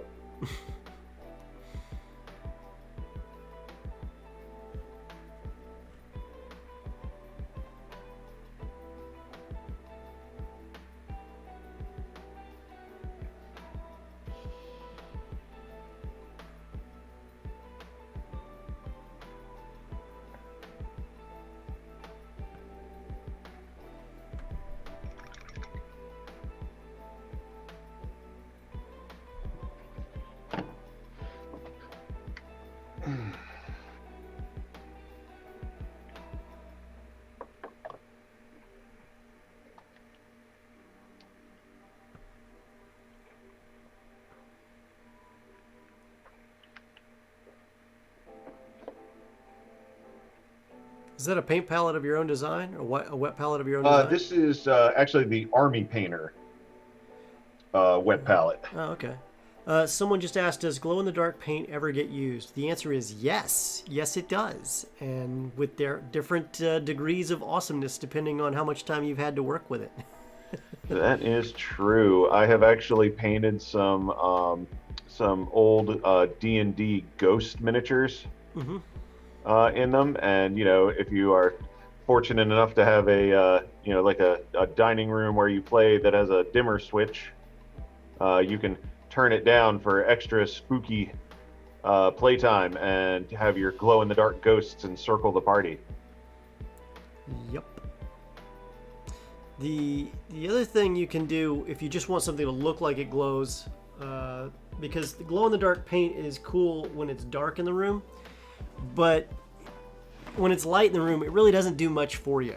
That is true. So to achieve that effect, you're almost better using a very bright white underneath a wash, or use some special technical paints that create kind of a ghost effect with the light.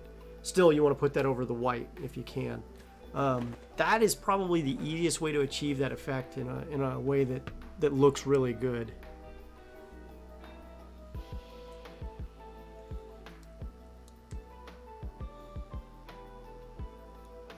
Chaos Panda, your friend with a lot of games from that era, sounds like a really cool human being that was loving war games back in the probably the golden era of wargaming. Oh yeah. For all intents and purposes.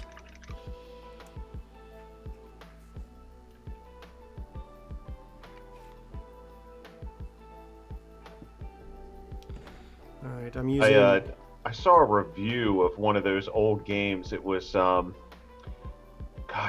forget what it was. I think it was Desert War, or something like that, where it was like Rommel in World War II. Rommel in the Desert was one of those. That was. Then there's Africa Corps, and there's a couple other ones. Yeah. And this one, the guy was like, he's like, I got it because it was for so long like a holy grail of gamers, to like play the Africa War. And he said, so I finally sat down, and once I understood the rules, I got a game together and played it, and holy cow, this game is for nerds. He was like, this is This is like you need to calculate how much water your infantry has in particular areas to move across the desert. Are you going to get supplies to them in time? And it was like there was so little war, it was basically nothing but logistics. Well, that's war. Yeah, I mean, look, I understand that. Yeah. But when I get together with my friends on a Saturday and say, hey, do you guys want to do paperwork and accounting the game? Or do you guys want to throw some dice and blow up tanks? So that is the difference between tactical wargaming and, operational and strategic wargaming right there. Right. And that's what most people... I totally get that. I just know that I love one and the other I will throw out the window. Yeah. So I do both. I do it all. But, it's one of those things that... If you get it and you love it, like you're gonna love that game. But there are a couple of them that even if you love those types of games, you're looking at this like this guy put way too much detail for every stupid little thing that could happen. Or there's one of them that's it literally takes like it almost takes as long to play as it did to fight the war. Right. That they're simulating. And I don't know if that's by design. or it's just the way it worked out. And then war games that require you to do every detail for every person, like on a tank crew for a tank platoon. So you've got to see if your loader's working. You got to see if your gunner is going to be okay. You got to see, like, that's just too much. That's not even a good tactical war game. Is your driver hungover? Yeah. Was the loader able to get his bootlaces tied in time before the battle? Like, come on, man. Like, if you're trying to simulate that you're fighting in a tank, a single tank, maybe. But at that point, like, you've kind of lost the war game feel. Right. You're playing, is my crew okay? In which case, if you really want that feeling, go join the army like everybody else, darn it. Right. That's what I did. But there are some great ones out there that if you're looking to, this is how my platoon on platoon engagement, or this is how my company level engagement with battalion support is going to be like. There's plenty of great war games out there for that. Yeah. Yeah, a lot of the old, I'm thinking of like some of the old Avalon Hill stuff. Oh yeah. Well, they've Avalon Hill still exists. Wizards of the Coast bought them. Oh, did they really? Yeah. Oh. Yeah. I didn't think they were even still around. Well, they aren't as you knew them. They're now Right. Wizards of the Coast. You can literally find like references to their games in Dragon Magazine. Huh. Or what is now Dragon Plus online. Gotcha. That's interesting.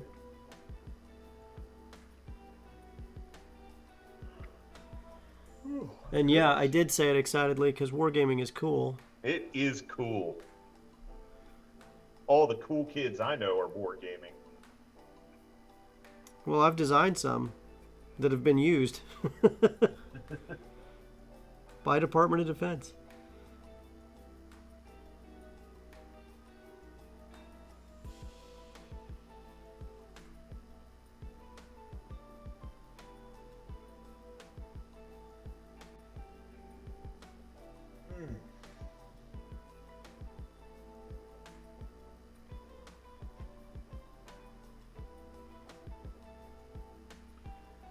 All right, now might be time to glue the feet on this bad boy. Hey, thank you for following, Sinspawn. We really appreciate that. That's really cool of you to do that. That support's meaningful.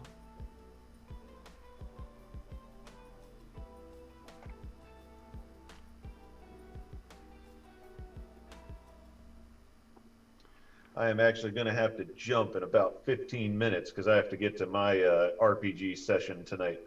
Okay, all right. So just what are you playing? Dark Heresy. What are you playing in Dark Heresy, my friend? Oh, what am I playing right now? Gosh, we've been playing Dark Heresy for so long. The characters all blend together.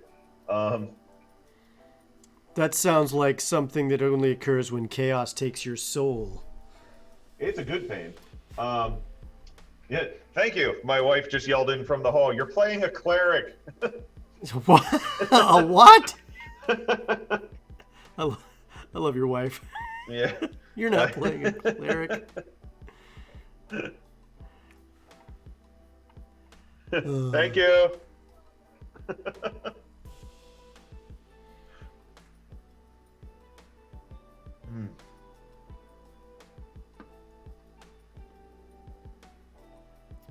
Oh man, I just realized this skeleton is wearing a ring on his finger.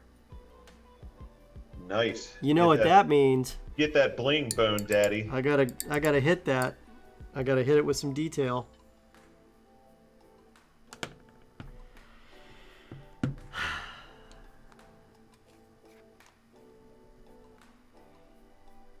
Darn you, weapon bronze. Why do you have to be so awesome? It is an awesome paint. Maybe I should do it with a different color and make it like magical. Yeah, now you're talking. Get some of that Retributor gold.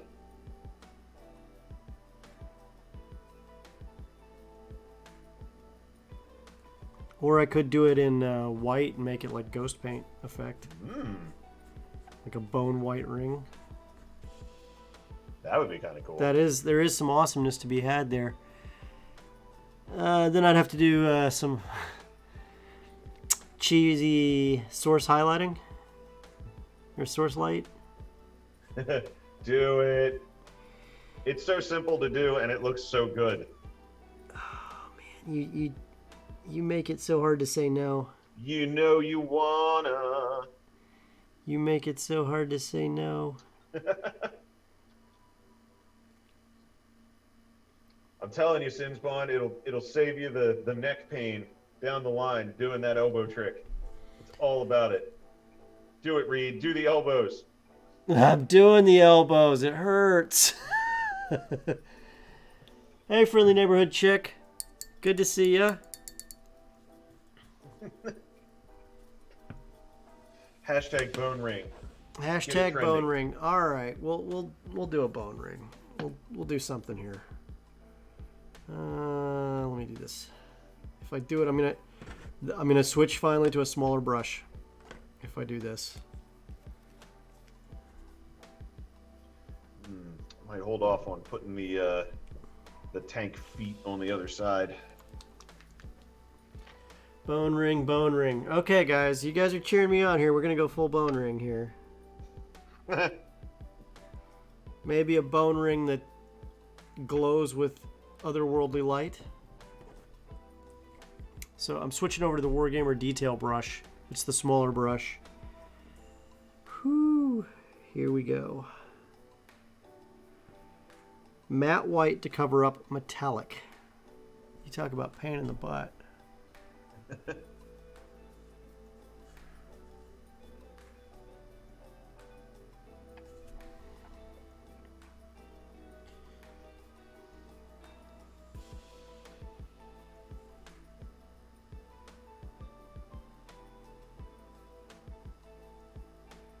It's taking the paint.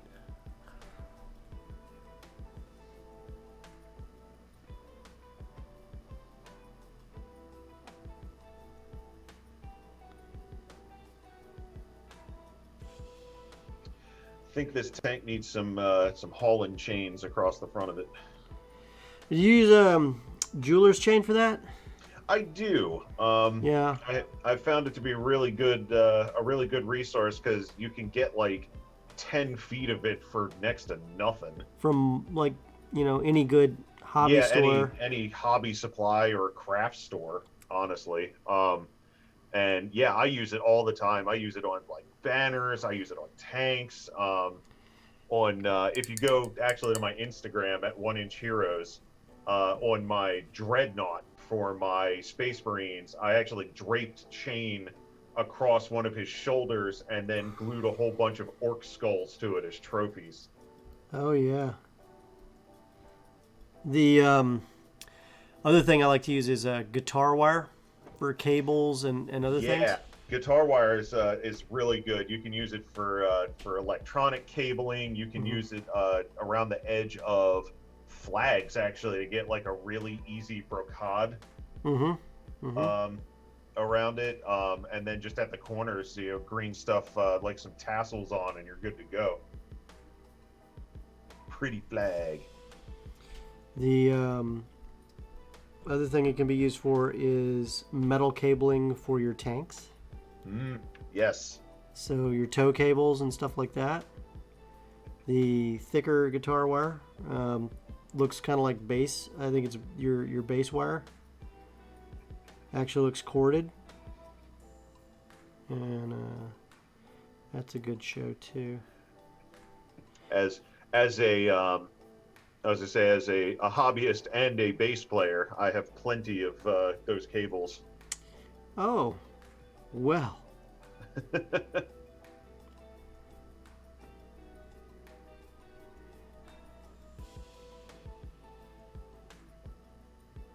While I'm at it, I'm going to go ahead and put some skull white on his skull along the brow ridge, the nose bridge, the tops of the bottom of the eye sockets. Nice. Basically, I'm creating that light effect as if it was 12 noon.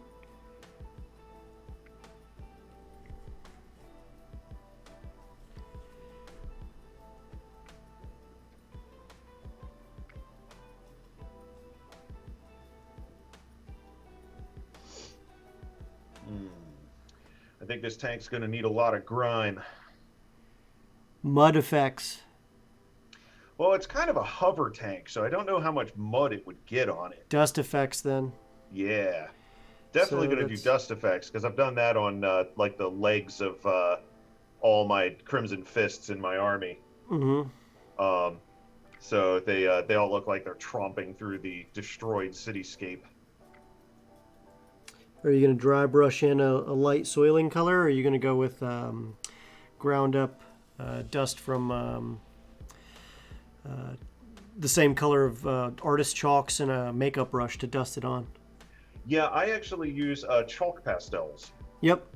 For mine, and I will actually just use like a little. In fact, I have one right here. Little makeup brush. I think it's from CoverGirl. So it has a nice like stiff kind of dry brush on one side, and then a real soft brush on the other side, which is really good for dust applications. Yeah. Be nice to your girlfriends. Eventually they'll throw those out, and if you're really nice to them, they'll give them to you. Alternatively, they're not that expensive. If you don't have a girlfriend or she doesn't wear makeup. Yeah.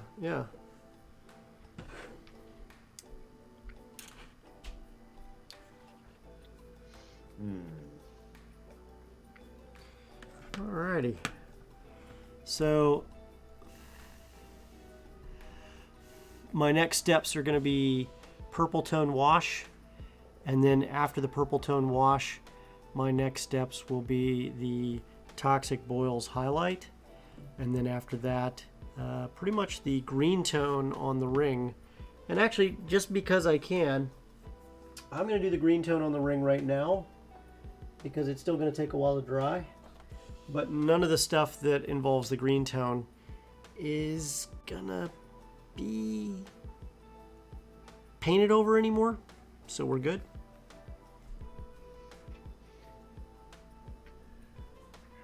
Oh yeah. And I'm gonna do it really, really thin too. I just glued the little hover parts on the base of the tank, so now it looks like it's flying. Oh, that's hot. When it's set down, so yeah, that's one of my favorite things about all the new Space Marine tanks and such, is that apparently the new Primaris stuff is mainly hover tanks, and I love it. Well, they talked about the Land Raider had a tank variant, but it was lost. Yeah, maybe this is it. Well, it had a turret, is what they said. So does this one. Yeah. Oh, it's got a turret? Yeah. Like a big gun turret, main gun turret? Yeah. Like it's Oh, there it is. Okay. Yeah, so the It's got like the main turret. You can replace the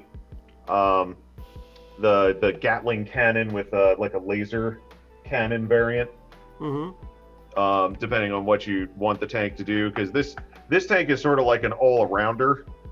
It transports troops. It can carry. It's absolutely bristling with weapons. So you can use it for fire support. You can use it for transport. You can use it for heavy support if you want. Yeah, this is one of the cool.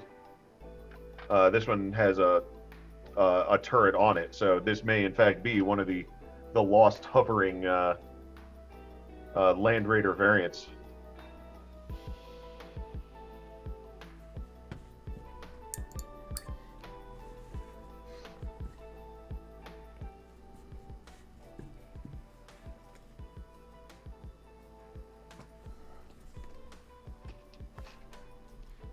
All right, we'll let that green wash dry. Then we're going to shift over to Purple Tone. Let the magic happen. Whew. I actually have some old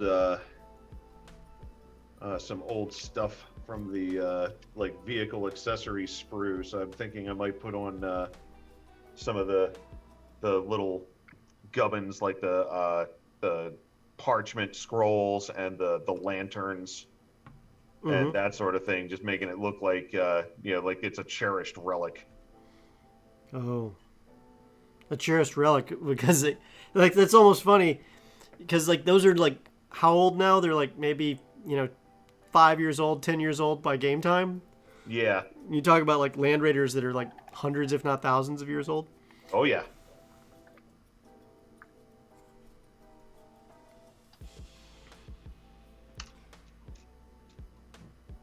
Yeah, that's what makes them so cool to me. Just thinking about tanks that have been literally revered as gods of war in their own right, because they're they've been around so long.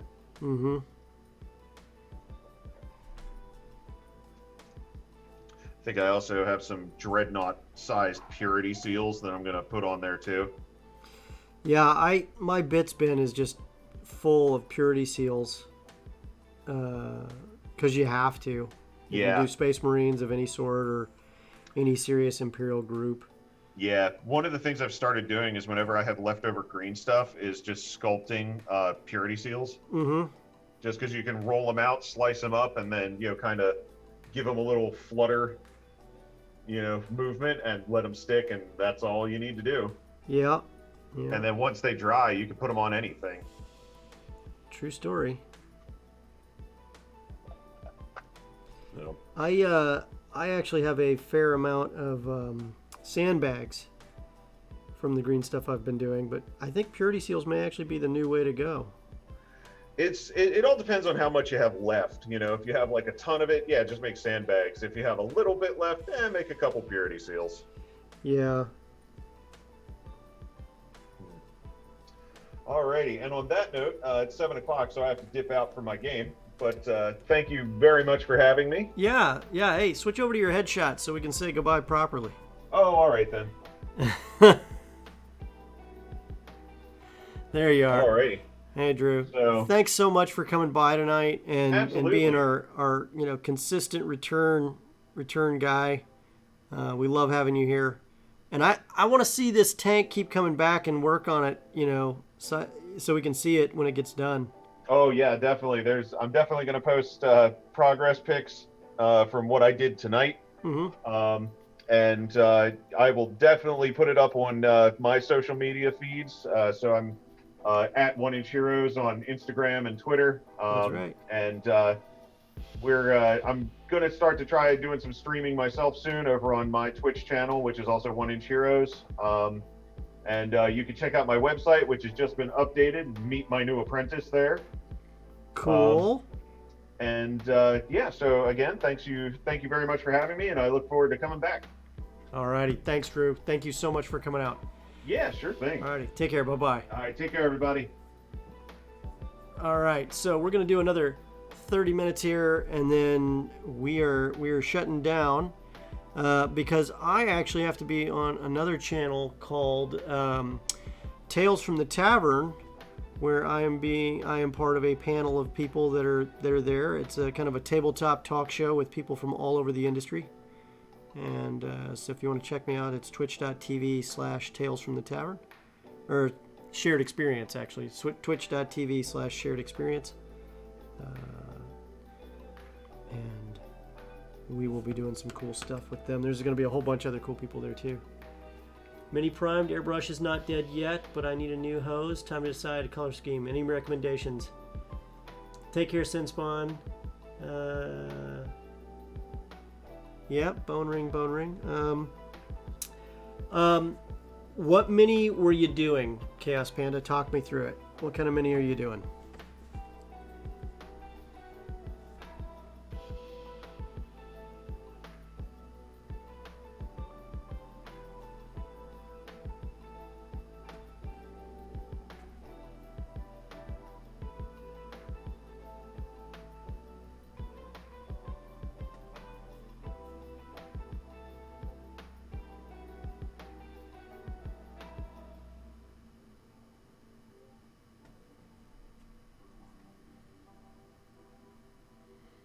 And get this all done up here with this hood.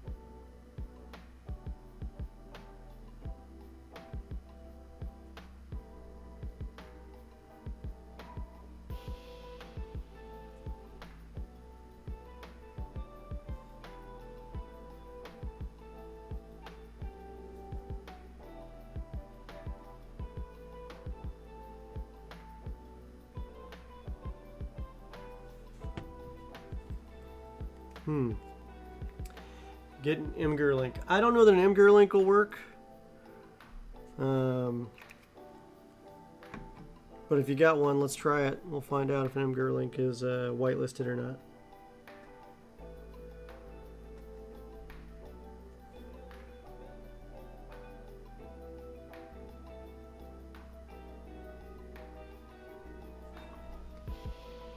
More the merrier. See what I'm doing here.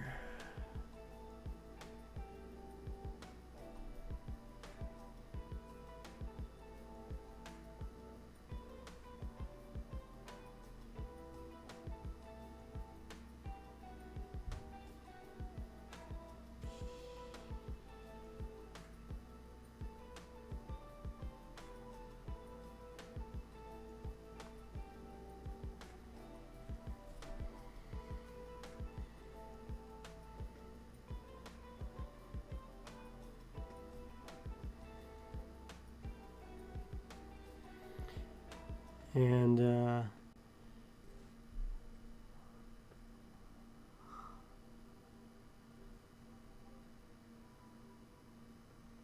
bone ring is bright.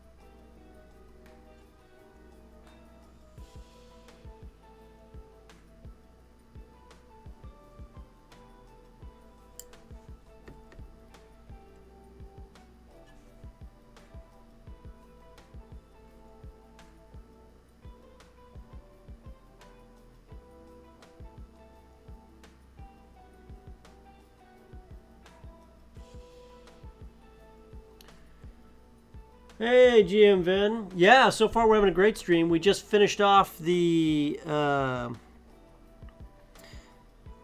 tank paint off with Drew, and we're wrapping up this Skeletal Champion right now. See if we can't get that to focus up here. There we go. And we're getting him done really, really quick and easy. We had the audience vote on what color to do the ring, and they voted to do a bone ring, which has magical light coming off of it. So now I've got to finish that off right now too. Thank you so much. That's very kind of you to say that that came out great. We know you have choices of streams you can watch, and we're thankful you chosen ours.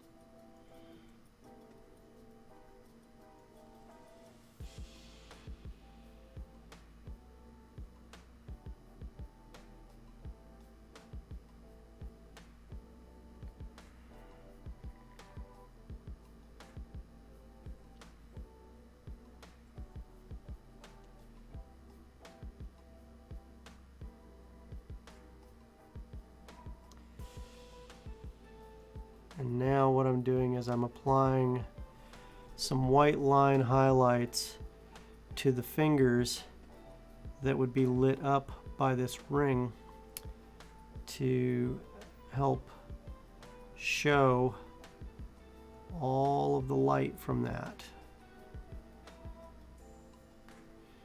so that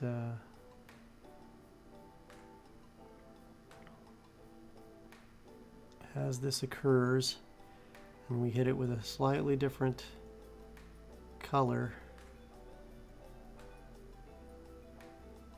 it's going to be brighter.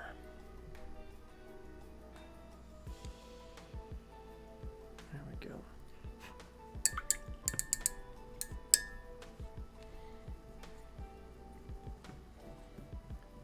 Making the rounds. Hey man, totally cool. Totally cool. I'm making the rounds too. Like I was just telling people, I'm going to be on Tales from the Tavern here in a little bit, which should be on Shared Experience.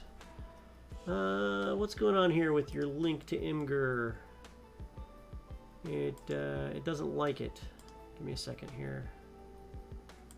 I'll see what I can do on that. Channel. Try posting that link one more time. Let me see if I can't see that link.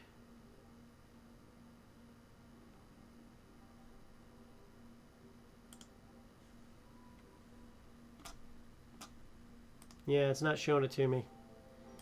I can't do anything with it.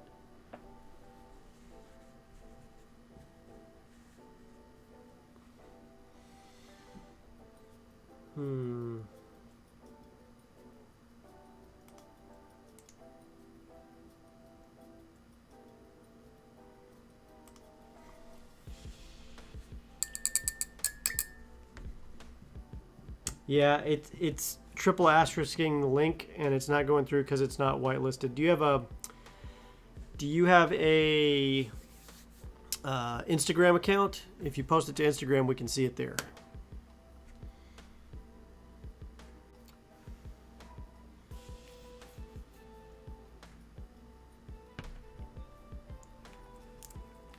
Next up, a little bit of ash gray to highlight the stone that he's standing on. Wants to fight with me. You're stoked for the charity streams. Thanks so much. And for those of you who don't know, come May, mid-May, 14th through the 18th, but over that weekend, we have a charity stream for No Kid Hungry. So we're going to be helping feed hungry kids. And who doesn't want to help feed hungry kids? So more information will be coming out on that. But there's at least 6 other streams involved. As well as some great names from all over the place in terms of streaming. So you're spoiled for choice of shows to watch. We've got a weekend chock full of streaming of various different one-shot shows, and then we have a Super Tuesday after that, which has got 3 shows on at the same time supporting it, and then we've got a Friday lineup, as well as streamers from Japan and another place there. The casts are going to be insane. Yeah. They are going to be insane. And I'm even going to get to be in one of them. So that's kind of nice where I get to play. But, you know, since I put the charity together, at least I can figure out a game that I can play in maybe, right?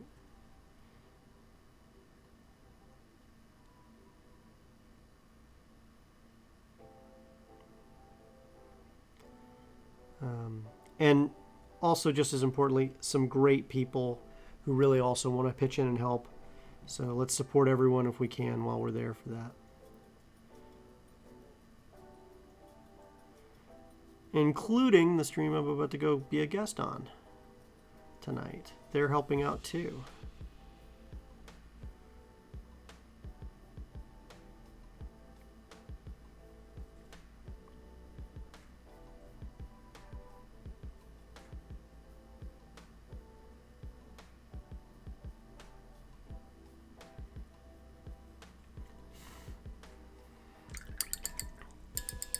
Okay, last thing I'm gonna do here is I'm gonna try to do something here. I'm gonna cheat a little bit. I'm going to use a little bit of Citadel's Hexwraith Flame, and I want to test it out on the ring. This is a great technical paint. It does a lot of cool effects like ghostly effects. They also have one that comes in blue, which is called Night Haunt Gloom, which is also really cool.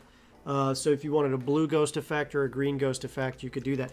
But this also can do a really cool effect with ghost flames or arcane effects and other things like that too. So it's a really cool paint concept. It doesn't work the same way as a wash, and it's very effective at what it does.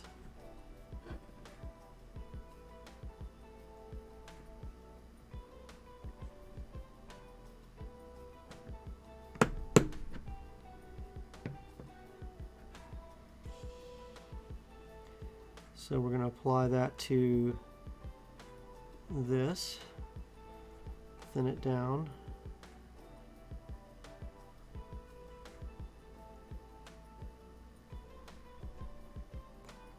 And then brush it around a little bit in very thin amounts so the light catches. So you get some green tint off of this gem on his arm. And then now I'm going to do the ring, and then the fingers at the top here, the top of this piece here, and this bit right here.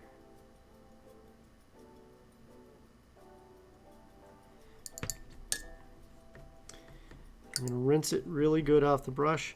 Then what I'm going to do is I'm going to tease some of this out of the joints themselves, because I don't want a lot of it there.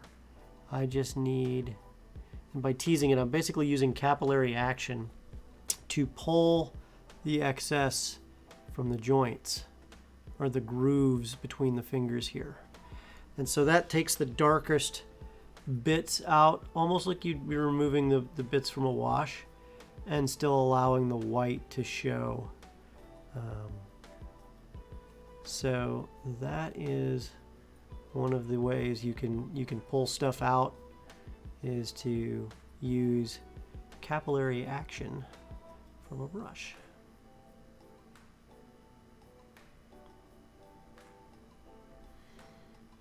To pull excess out.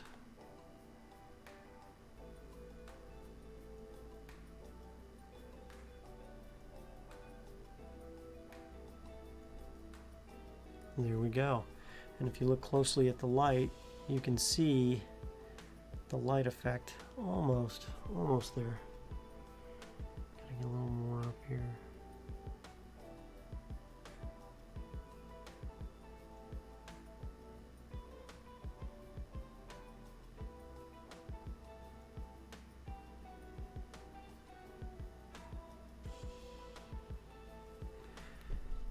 All right, and you can see that effect on the hand there. And then a little bit from the gem right here.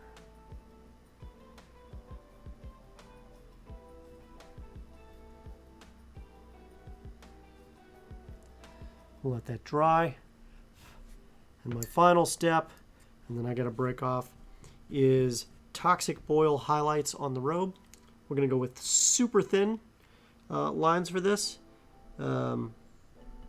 Oops, that is not the color it should be. That is the suspension fluid also there.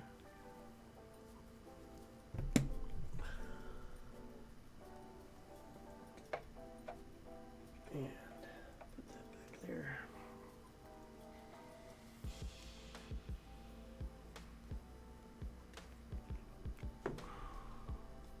There we go. That's good enough. Toxic Boils it is. I'm going to mix it with my Wargamer Regiment brush to get it mixed really, really good. I want this super, super thin because it's going to be a super thin line. GM Van Reed, do you have any interest in Gargantuan Tiamat coming out later this year? I heard an unpainted version might be available. If they come out with an unpainted version, I would definitely be a lot more interested than if they come out with the painted version. That's just me being me. I like to paint my miniatures. Whenever I have to get them and they're pre-painted, I usually wind up having to paint them again to where they hit the standard I prefer. Yeah, if they definitely come out with an unpainted one, I'd definitely be keenly interested in that. I think a Tiamat miniature would be a great centerpiece, even for the miniatures cabinet, even if I don't use it in game. And if I had one, the amount of teasing I could do to players who try to metagame as they see what's in my miniatures cabinet, and hint at things to come that actually are something else, and do a bait and switch on them in a proper way. That would be hot.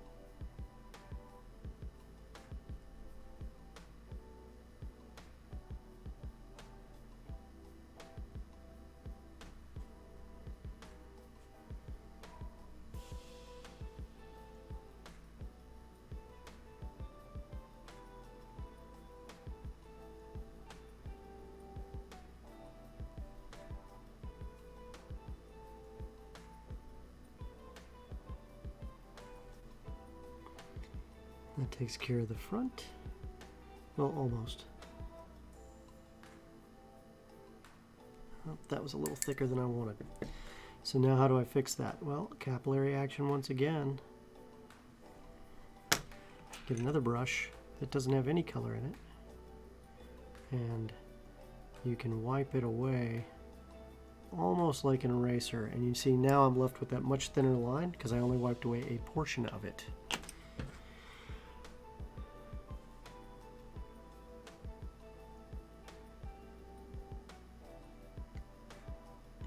Boom.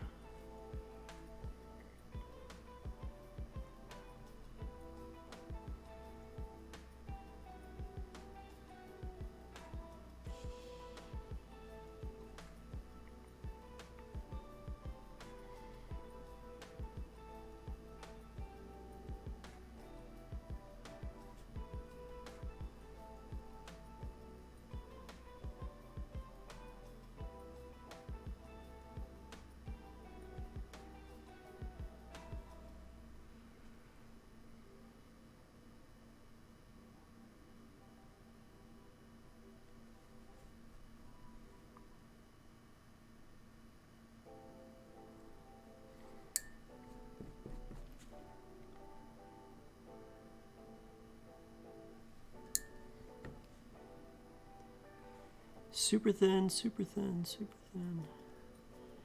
Just don't lick the brush. Yeah. You need one for your game. Having that thing looming would be worth it anyway. Absolutely. I agree with you, GM Vin. The Tiamat miniature, just to have it around. And I know you need one for your game because you're doing was it Horde of the Dragon Queen? Or the follow-on to that, which is awesome, I might add.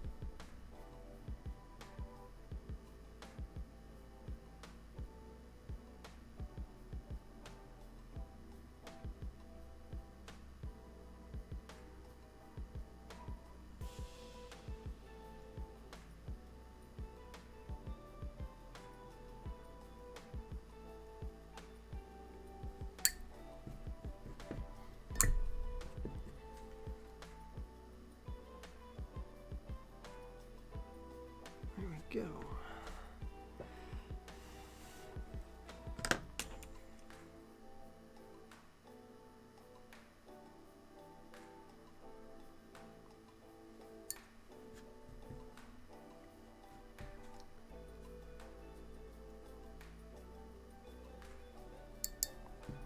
And that takes care of the cloak.